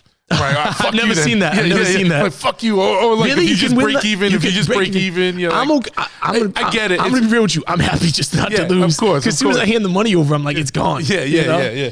I've been I gambled a little bit, like not much on Bovada, like and I was doing like, I don't even know, like $10, $15, $20 bets because I'd put like 100 in. Motherfucker, like, you just lose eventually. How do they know? Well, the thing How do they is- know? yeah, To yeah. the point. Yeah. You know? But Las Vegas wasn't built on them losing. Yes, You know- but it's just wild to me. Yeah. Like there was a Patriots game against the Dolphins where the Patriots were down like 3 at the end, and I think or whatever, they were down 6 or 7. They had the ball. They were just like, and they were in their own end zone. The game was over, and then they just threw the ball like to the other team. The other team walked in for a touchdown. You know what I'm trying to say? Like there was like 5 seconds left, and I'm like, how the fuck? Imagine betting. I would be like losing my mind. Yeah. I got friends and I watch them like me watching a football game is way different than someone who has like $500 or $1,000 on the game. Those people are taking shit serious. Yeah, I'm like, man. I don't give a fuck. I'll put like, $15 to make it more interesting, but you eventually, at least that I've seen, you eventually lose. Yeah. Those people that are paid to do those numbers, they're right because that's their job and that's an anomaly. That isn't, Yeah. There's a lot of analysis that goes on to It's 100%. make all those numbers. That more than the average person who's just betting based on gut. and doing, I bet with heart. That's what I mean. Gut or heart. Yeah. I bet with just like, I think I like this team. Yeah. Yeah, like someone in someone in Massachusetts is probably betting on the Patriots. Like I can't bet against the Patriots. Are you nuts? Yeah. Oh, 20-point underdogs. Oh, they're gonna win. Yeah. Fuck it. What's the spread? Yeah, it doesn't matter. Doesn't matter. Like money line. Yeah, exactly. But yeah, man. You're right, dog. It's been a crazy few years. Crazy, brother. So when you came on was kind of more in the beginning. I'm trying to the think podcast, the month. and it was Oh, it was like the beginning of your podcast too. The start of it, right? Yeah. And it was also like you had just kind of came back from tour and everything kind of got shut down, and and you were like, I'm gonna start. I've been starting to like learn how to produce, and now a couple. Yeah. Not even a year or two. Yeah. It can't be a couple of years. It was like a year or so later. Yeah. Now you're producing for movies, movie soundtracks, producing on records. It's progression. Yeah. If you want to do it like the more you do it, the better you can. It's just like anything. If you put that time in and you want to be better. I studied the program for like days and days and days. And but you made use of the lockdown time. The time. Yeah. I didn't just you worked, dog. I couldn't just not work. Yeah, of course. Yeah. I couldn't just binge on shows and no, I'm not throwing shade or disrespect at anybody. Of course. I literally, I don't, I like, there's a sickness where like today I was home with my daughter, you know what I mean? And like, it was like, oh, okay. So like, I'd hang out with her, we play something, and then I would go and I was like, okay, I gotta do a bunch of drops of radios that okay, boom, like 10 drops. Okay, I'm gonna go back and hang out with her, go back, and then I'm, you know what I mean? Like, now I'm gonna make a flyer. Like I made the flyer for that radio run. Okay. Like it's just, I have to put the time in because you don't have much time on this earth. When you realize that, yeah. So there's another saying. The older you get, too, oh my God, you realize that it's getting less and less. Oh my God, you're at least for the years that you can be as mobile and as functional. I'm not. Like you said, when you're 75, you're 25 more years. Those are gonna be a tough 25 years that you have to be very careful how you do everything. You know what I'm saying? So you have to change your routines, change your habits, change your health, your diet. But like, unless you're Lemmy from Motorhead, ride it to the end. Wow, man. How old is he? Well, he died, but he was. How old was he? He was in his 70s. Yeah. Jeez, man. Yeah, see, there you go. Yeah. So you can't do it. Yeah. You know what though? You're wicked smart. You agree though that every body is different, like every person's body. Yeah. So some people can do things that other people can't. So some people could do that for their whole life and never get liver disease. You know what I'm saying? But some people might. You know what I'm saying? It just There's genetics. There's environment. There's, you know what I mean? Like your mental capacity. Like I don't mean capacity in like like people's understanding the things and like there's all kinds of things that affect health, man. You're right. I mean? The mental part is huge, man. But even like diet, right? Like there's so much shit now with genetics that can tell you with what kind of diet is going to be good for your specific body. You know what I mean? Yeah. Not beyond just allergies and shit. Yeah, Some people are going to fucking be fucking great on just like a carnivore diet, and some people are gonna thrive on a vegan diet. And other people will die from one of those. Not die, but they'll get weaker. They won't thrive. You know what I mean? Or they'll have more heart issues or whatever it is. Yeah, whatever side they choose. You know, that's a great point. And it's listening to your body. Yeah, that's listening to your body. It's listening to your body and doing right by it. Like I got in December, right? This is December, dude, right? I got bit by a tick. Oh shit! Get the fucking Lyme. I had the fucking target on my leg and everything, and they gave me some antibiotics, and I caught it like the next day. I went. Did you see the tick in your leg? Oh yeah, and you pulled it out. I was scratching my leg, and I was like, "What the fuck is this?" And I looked down, and there was a fucking tick. I'm like, "It's fucking December, dude. What the fuck is going on?" So I had the little ring and everything. So I went to the doctor the next day to the walk-in, and they gave me this crazy antibiotics. And it I felt fucked up after that. Like I was like, oh, just my stomach's fucked up and stuff. Yeah. And then I went to the health food store, and I got like one of the real probiotics and that are like, you felt better. They're alive. Like you got to keep them in the refrigerator. Sure. Yeah. It's not like some like Flintstone fucking shit. You know what I mean? And I got that, and like within like a week, I was like, dude, like isn't it wild? Better. It just feels better. Yeah, man. I don't take Advil. I don't take ibuprofen. I don't take. I mean, I'm talking about very rarely. I'm not knocking. I just don't like any medication. You try not to. I try not to. Yeah. My only vice, which I hope someday to give up, is drinking at all. Like meaning, I just wish I didn't drink at all. You know what I mean? Yeah. Like, but I like it's like a reward after the end of the day. It's a reward after work. I got to get out of that habit, but like I like it at the end of the day. You know, when I'm not drinking now, but like, you know, after this, I'm going to go to Revs. We'll probably have a couple beers, but like work on some shit, music, you know what I'm saying? Yeah. And I like that, you know, I like it when the day's over and the kids are sleeping and I can have it, but I know that it's not good. It's like a winding down thing. A wind down. That's what my girl does, you know, too. And she's, you know, she never complains about it with me, you know what I'm saying? So I just like, meaning just like me trying to be better at everything. Sure. You know what I'm saying? Like, so maybe I would wake up a little bit, jump out of bed quicker if I didn't have it. You know what I'm saying? No, I get it. But yeah, my father got a tick once. He didn't get it. It didn't bite him, but like he came home. My father's the funniest dude ever. He came home and it was my mother tells the story, tick on a dick. Yeah. He found it on it. He's like, he said, like, you know, I'd never forget this ever, but they got it off, and I just can't believe, like, I was thinking of that when you were saying it. I'm like, oh my God, my poor dad. Yeah, dude, those things are fucking, I would be, you know, my daughter, we pulled one out of her hair once. They're little like sneak fucks. Yeah, you know? Well, so, like it's like the woods around here, so it's fucking. It was probably on one of my dogs, but my dogs have the tick protection, so the tick don't bite them. Because they know it's whatever. And you pulled it out with pliers or tweezers? With my fingers. That's so. Does some of it stay in? I don't think so. No, I didn't know how. You know, do you like? I've had ticks before. Oh, you okay? I dig in like little. Yeah. Okay. No one can see what I'm doing, but demonstrating with my hands. But anyway, just like, but it was to illustrate your point. If you listen to yourself, I'm like, fuck, I think I need some. You felt. And then I look, and then it's like antibiotics. It kills like fucking everything in your gut. You know what I mean?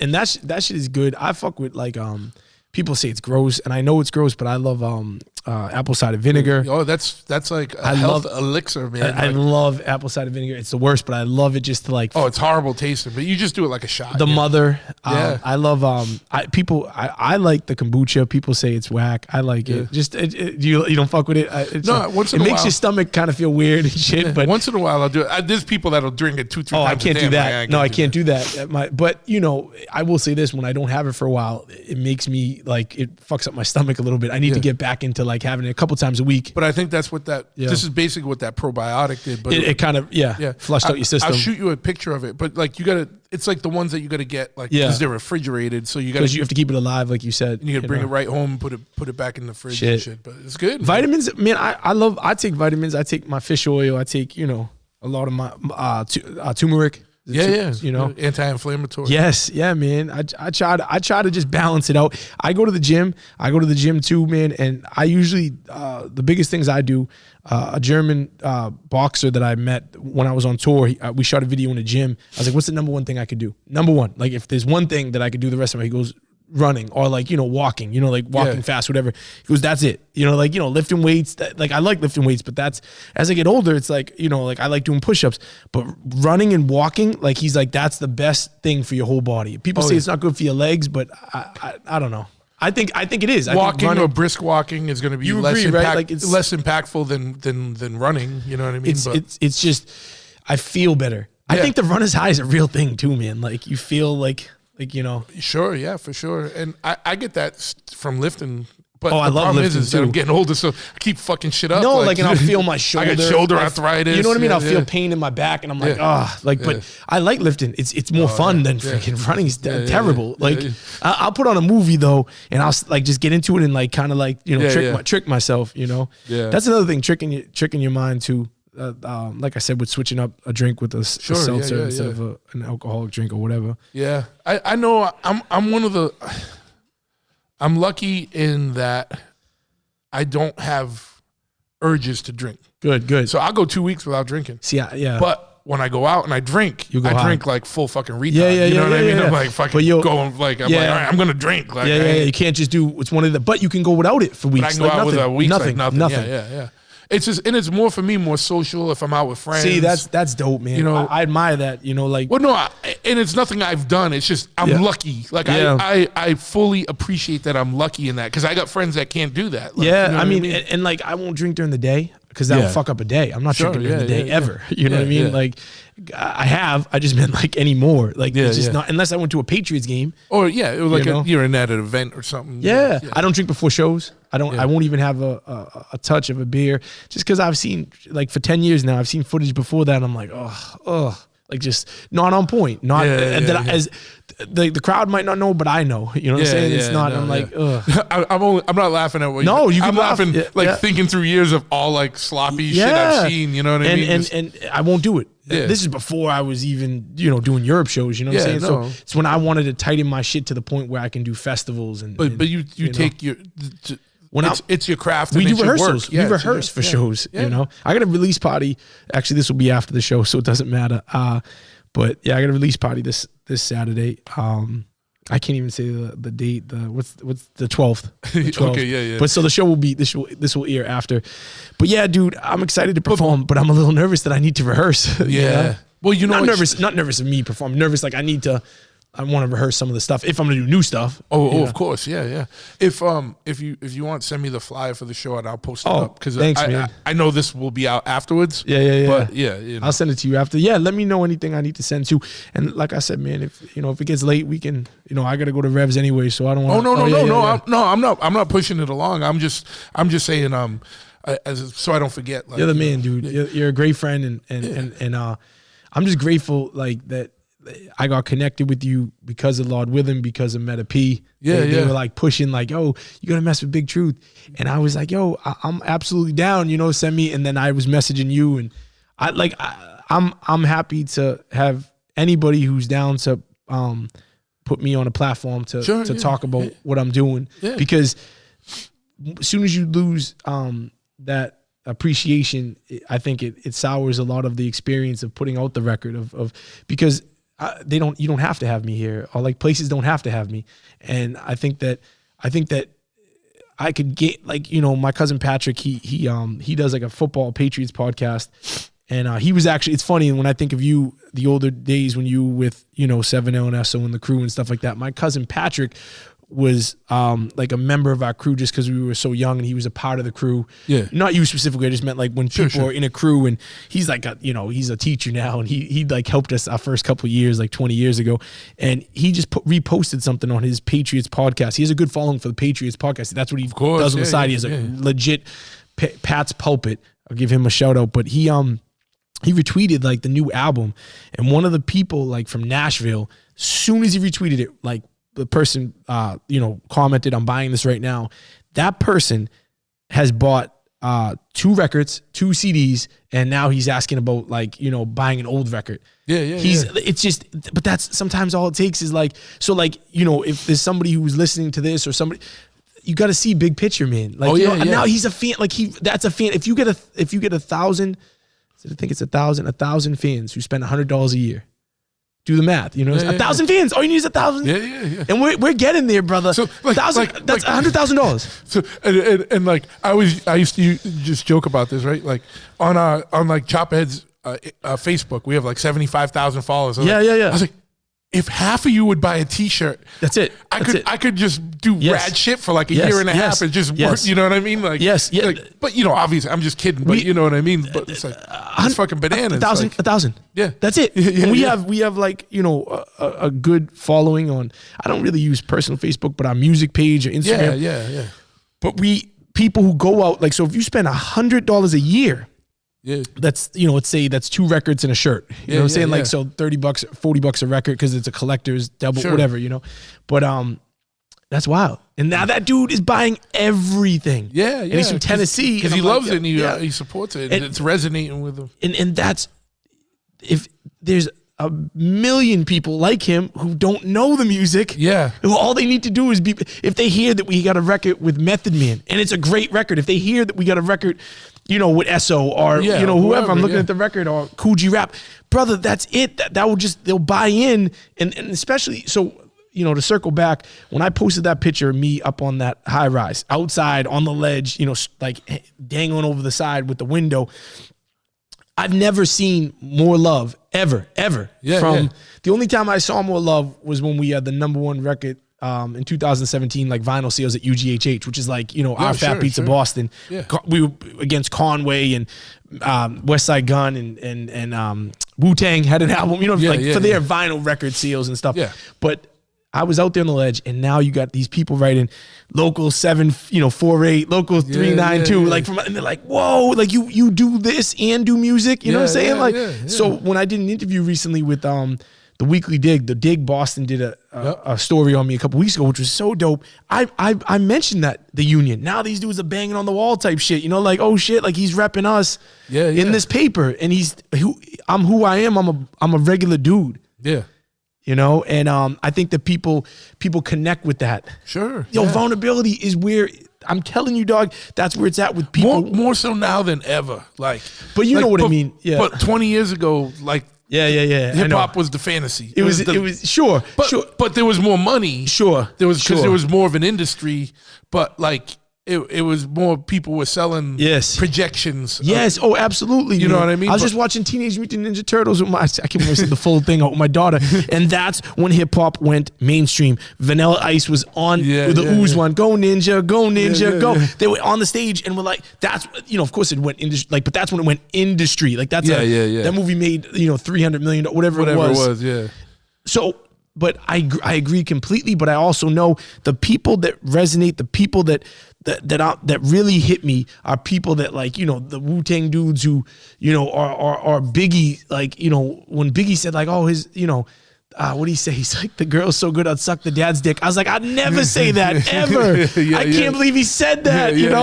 Like, no, I don't even think that. But I just meant. That's not being scared. You know what I'm saying? You don't give a fuck. ODB, what, like, like I just, and I look up to shit like that. Like, like like DMX, unfortunately, sadly, RIP, like, it's just like that. You can't, there's nobody who would be like, he was too real. You know what I'm saying? Yeah. Like, and I just think that, like you said, it's people, if you embrace, people are running away from who they are. I'm running towards who I am because it's easier. I would hate to be this character. I tell this to people all the time. If I went to the grocery store, I still got to be this character. Yeah. When I'm with my kids at their gymnastics, I can't go outside. Yeah, exactly. I'm talking about this dude who's like, we will be easier in 2 years. When this dude has this image, and in 2 years, like, or whatever, 4 or 5 years, when you're 45 or 46 or something, you still want to be doing this shit and talking about fucking bang bang and all, you know what I mean? Like selling crack, dog. Like, I don't know, man. I don't want to be doing that when I'm 50 years old. You know? But unless it is what you're doing, you know what I mean? Sure. And there are people that are doing that. Absolutely. And we have songs with Conway, and he's talking about it, and I'm able to be on the song with him, and I'm able to talk about the people that I know that are affected by it, that die from it, that fucking. So we can do a record with whoever and still be who we are, and I think that it's advantageous for us. Hell yeah, man. And that's because we can adjust without changing. Yeah, exactly. We don't have to be like, oh, now we have to change to this trend. Yeah. You know, and then it's always like with that type of shit, like some new shit will come, and it's just more about if it. I don't know how to explain it. Like when Wu-Tang came out, there was no one else like that. That's a fact. And at first, everyone was like, "What the fuck is this?" And then, That's a fact. But then it just like hit, and then like things changed around that. You're right. And then there's always been groups like that, were like come out of nowhere that there's been no precedent, and it catches or it don't. Like ODB could have epically failed. Yeah. But he just was who he was. Yeah, and he was like. I hung out with him for a whole day in Los Angeles like years ago. Wow. And it was only because I was the other East Coast guy there and he heard me talking.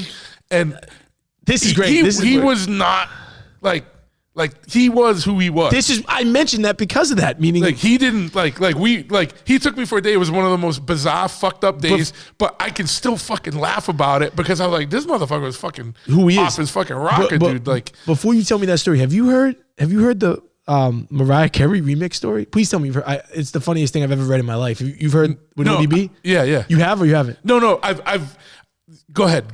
So you've heard some of it, or yeah, I've heard some of it, but for the purposes of talking. No, on the radio, I want you to tell your story, but this isn't my story. This is what I read.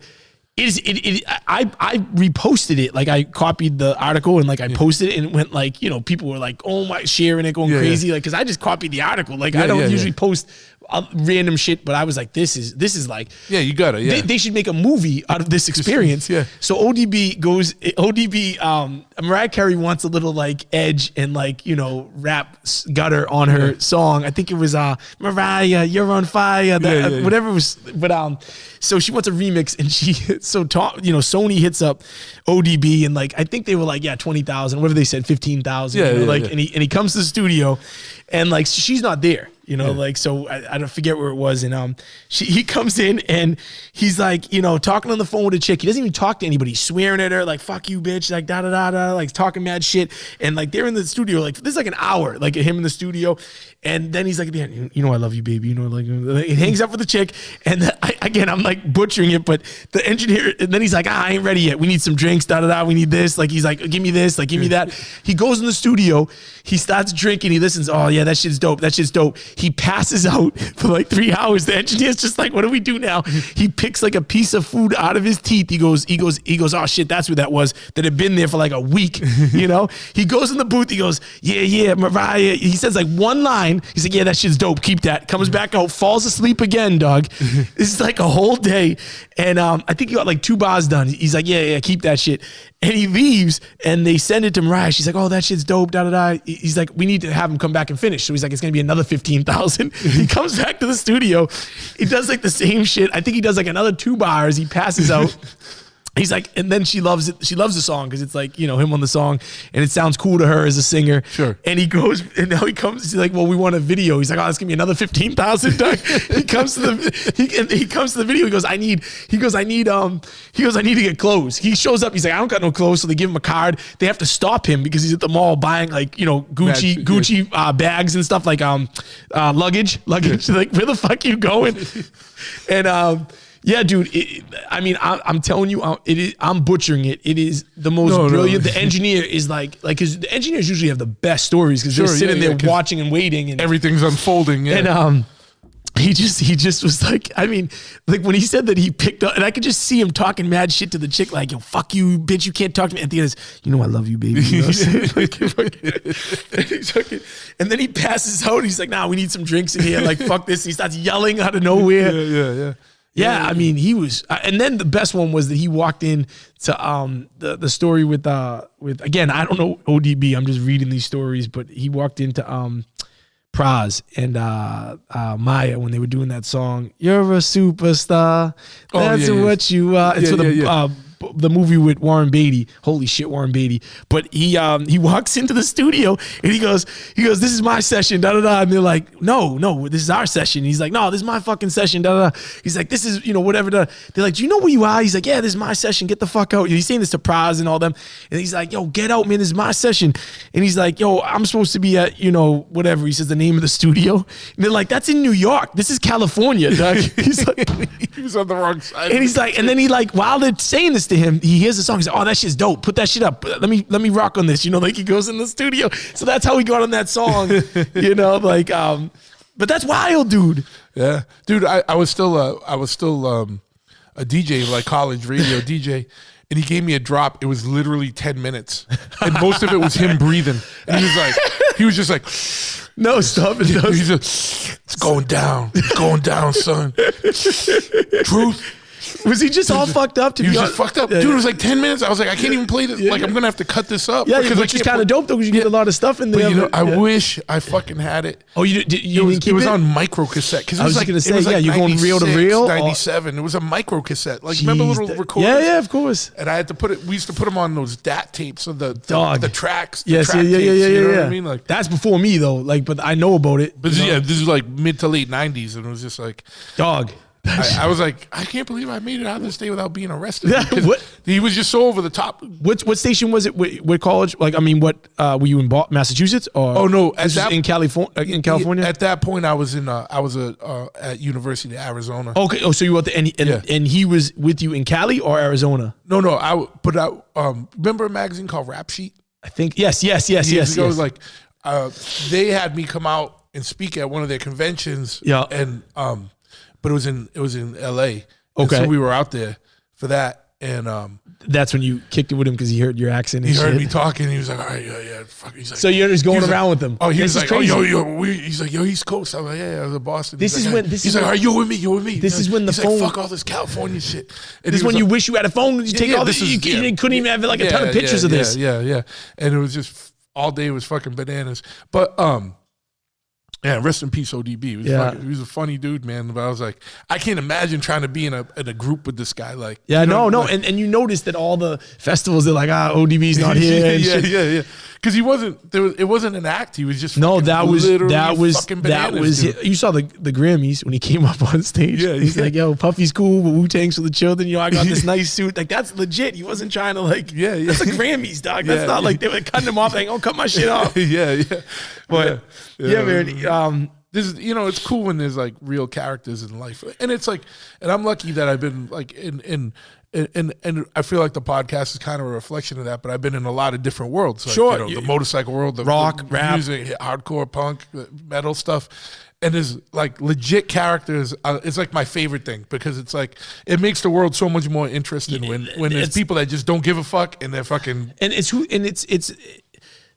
they're not put on a show. There's something to it, man. When when the artist is a character as well. Yeah. Listen, I'm a fucking character. No, and I'm not saying I'm ODB. Yeah. I just meant this. I'm nuts. No, I'm hyper. I'm people think I'm on fucking drugs when they first meet me. Then they realize after, like, this dude is fucking like nobody is like, like this is just natural at this point. He's just a lunatic, But I mean that like they're like, yo.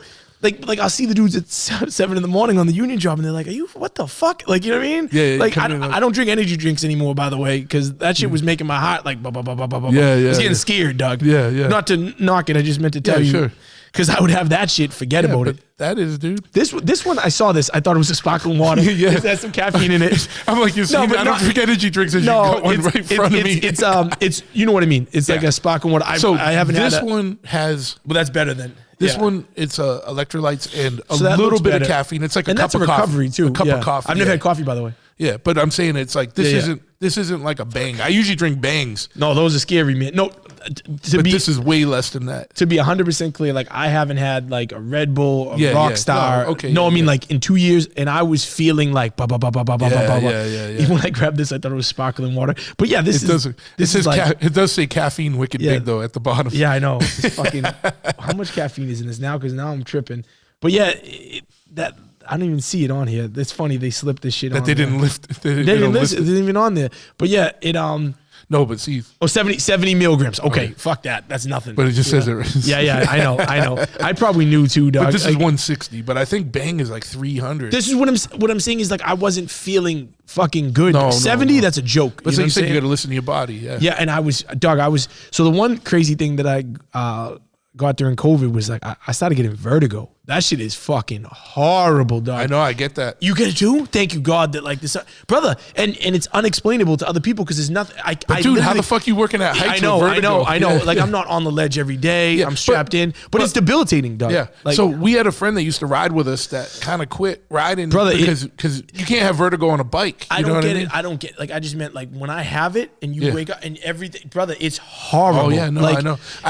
I've gotten through. It's just a crystal moving in your ear. Like I went to physical therapy, everything. You know? Yeah, like a last year or two, I've had bouts of it, but not a regular occurrence. No, but when you get it, it's like, I'm what cool. the fuck is I'm cool going when on? I'm sitting down. I'm cool. I'm talking when I get up in the morning and I'm yeah. like, whoa, like dog, yeah. it's like a level. So the doctor, like dog, I hadn't been to the doctors in years, so I had to get like a referral from like the emergency room because I hadn't been to like a physical. I went to the physical. I'm good so now. You had to get like a primary care. Yeah. So they were like, we can't give you a referral without it. So the doctor tipped me over like on my side and they saw my eyes go because when they lift you over on the side and your eyes start going like this, it's because it's like a level with the water. Yeah. Your eyes think that it doesn't know where you are. You know what I'm saying? Yeah. So, but yo, brother, it's like you can't explain it to anybody. Cause it's not like I don't have any like issues. Like I don't have any like I'm not I don't have any like, you know, knock on wood, like things that like slow me down like this. And to say, yo, I have vertigo sounds like so shitty to me. Cause it's like, yo, you're just dizzy. No, dog. Like my shit feels like I'm off. My whole equilibrium is off, you know? Yeah. But I'm good, man. And the biggest thing is I didn't take any of that shit that they gave me, like the boat sickness. That's not gonna fix it. That's just gonna make me, that's gonna make me just like tired. Yeah, you know. But like I said, man, this has been a crazy year, crazy 2 years. In 2 years, we're already 2 years in. 2 years in, is it? April will be 2 years. 2 years since fucking. That's wild. That's wild. Gone. Yeah, I didn't do any tours. I did some shows, but it's not the same. No. Yo, they didn't let like 40 people into the show we did a couple months, 4 months ago because they didn't have Vax cards and shit. Yeah. We lost like, you know, we didn't lose money, but we lost a ton of people that were there to go to the show. Yeah, and then no matter what, that leaves a bad taste in their mouth too. And I agree. Hopefully, it's just towards the club and not you. You know what I mean? Like, sure. And I think people understand that you're not saying I that's require, the venue, Middle East. You know? Yeah, and they're you know. So, they're right in the heart of Cambridge, so you know which way they're going. You know, I agree. Our release party we're doing at like a not a private room, but like it's like a studio room in a warehouse. You know what I'm saying? There ain't no fucking, you know, like it's there ain't nobody denied at the door. You know? Yeah. So, which I'm actually psyched about because I think that's a new type of thing where you have it not at like a venue, it's like a party at like a room. You know what I'm saying? And I was saying that early on in this. I'm like, I hope people just start taking it back. Yeah, and that is taking it back. And you know exactly, and that's another tribute to your DIY kind of ethic, man. It's like, all right, fuck you. I don't need you as a venue if you're gonna fuck with me and my fan base. Like, and this place is a freestyle clinic where people go there and cypher. It's hip hop to the T, dog, like DJs and like graffiti and like we're like, you know, like it's like 8 Mile type room. You know what I'm saying? And it's gonna be super dope, man. I think we'll do well. We had to cancel the first one because of the snowstorm. That was why we canceled. It was the Friday of the snowstorm. Are you kidding me? Yeah. I didn't want to cancel. I was arguing like, we're not canceling. Because I hate that. I hate that. I know, but I hate because people at our age, if they commit to going, there's no way they can make another commitment a week later or whatever. That's a fact. Meaning, but you saw how bad it was. I had to. Yeah. No, but it was Friday. The show was Saturday. I'm like, no, man, it'll be fine. Like Saturday night. Oh man, I'm glad we did it because I was wrong. Yeah. Like I thought that you know what? There's nothing like Mother Nature where it's so crazy. My boy said it best when he fell in the ocean on 4th of July out of a boat. He's fine, but he was like, yo, the waves were hitting me. And I was like, holy shit, how fucking nothing we are in this whole thing. When that snowstorm hits, I'm like, oh, no, we're good. You know, we have all the fucking technology and the trucks. No, motherfucker. That shit wants to bury you. It will bury you. Yeah. Oh, yeah. You know what I mean? Go try driving in that shit. Yeah. Like, yeah, even with 4-wheel drive, there's only a certain extent that it's gonna work. Yeah. I mean, they're lucky they're plowing in some of that shit, dog. Yeah, you know. I know.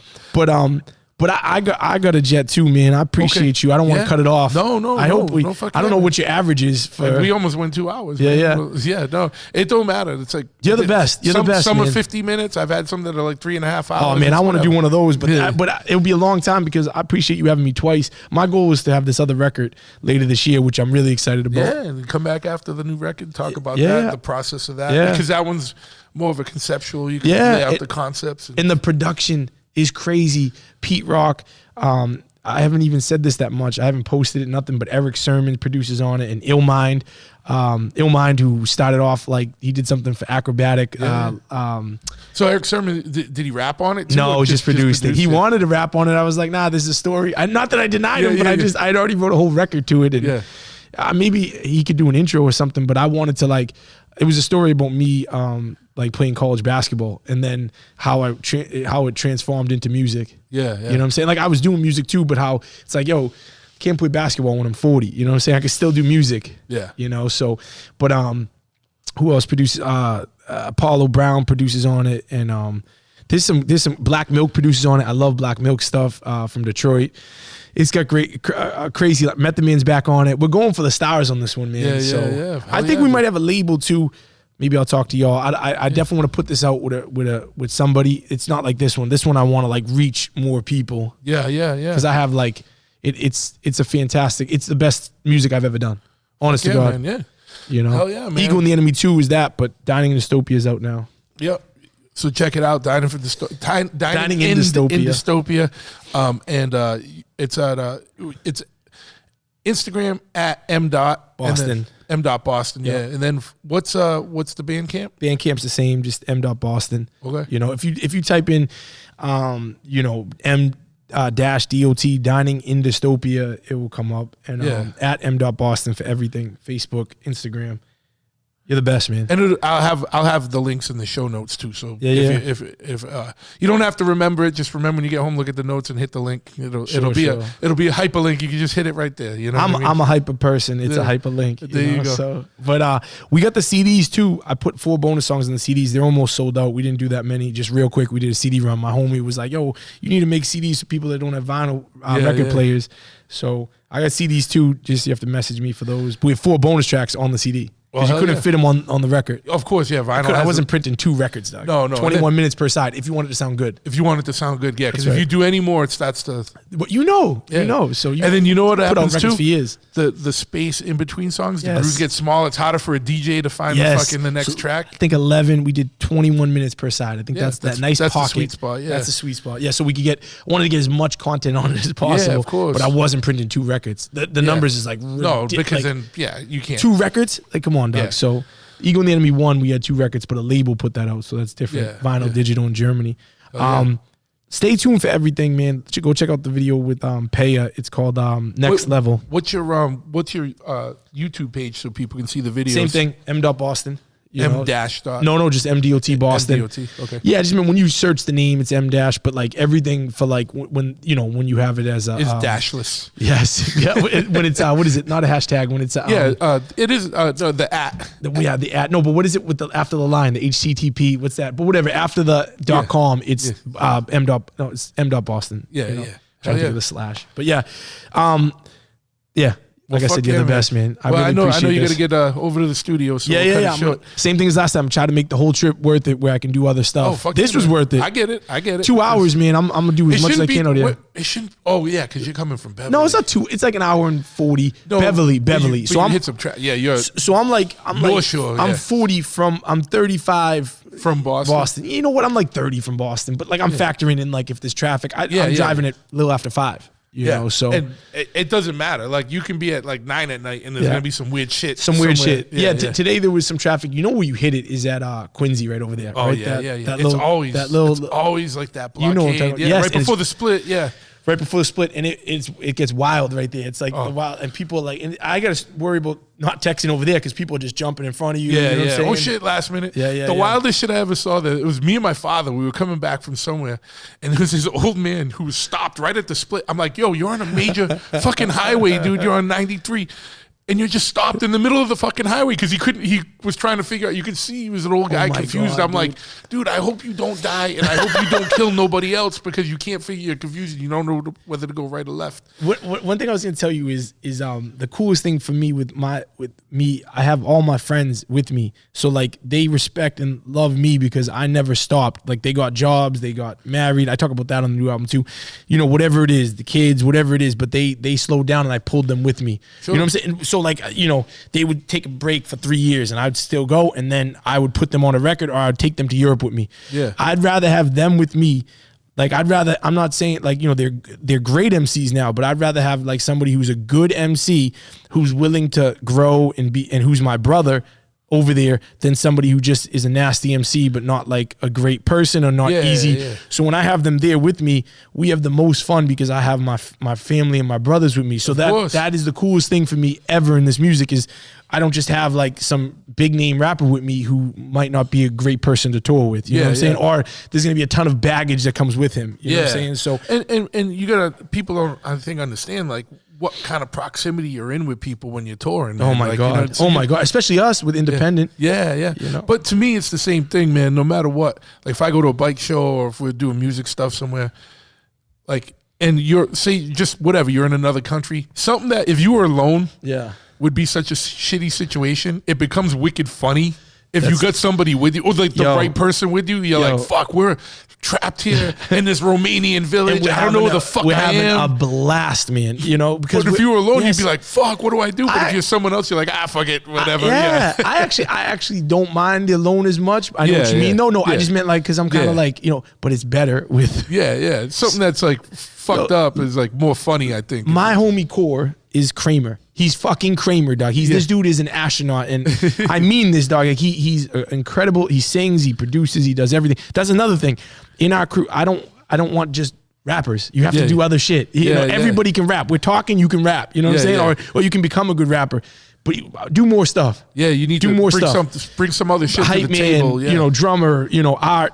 Flyers. If you say that you're just a rapper, I just meant in our crew. It handcuffs me because we can't have you do other things. Like on tour, you need to play other roles. Yeah, oh yeah. So my homie Cole was with us in Sweden, the quickest thing, and the promoter, and he was like, and he's his first time on tour, and he's like, and I had these couple shows, and he was with me on this run, and he's like talking to the promoter, and I'm telling you, he's out there, dude. Like, and he's like, you know, the promoter's like, hey. You know, the next, I was like, how far is the next show? And, you know, from there, you know, from the city. And he's like, 3 hours. And the Core's like, he's like, no, that's not true. And I'm like, he lives in Sweden. He's like, no, I Google mapped that shit before. I'm like, are you crazy, dog? He's like, it's an hour and a half, you know, tops. Yeah. And I'm like, and he's not even being an asshole. He's saying it like, and he's like, yeah, no, it's an hour and a half. I'm like, are you crazy what you're saying? He lives in Sweden. He's the promoter who books the next show. He didn't book our next show, but he books like shows around this area. He knows the area. He knows the country. He's like, hour and 20 tops. He was adamant about it. And he was like, and I'm like, dude, are you out of your mind? Yeah. You know, like he's the type where, like, you know, we're at the gym and this is only him.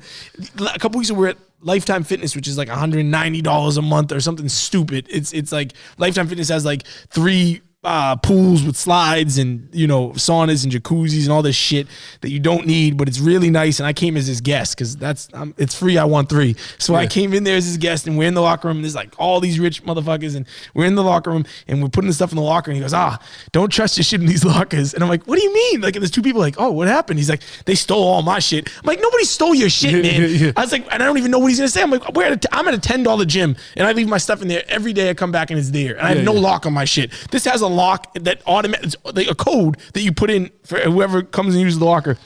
He's like, I wouldn't trust this shit. He goes, they stole all my shit. I'm like, they did not steal your shit. And the people are like, oh, is that true, really? And I'm like, there's like doctors turning around. Like, I'm like, no, it's not true. I was like, what do you mean? I was like, I left my shit for 2 hours. How long do you leave it? So what, man? I went to Florida. I came back and it was gone.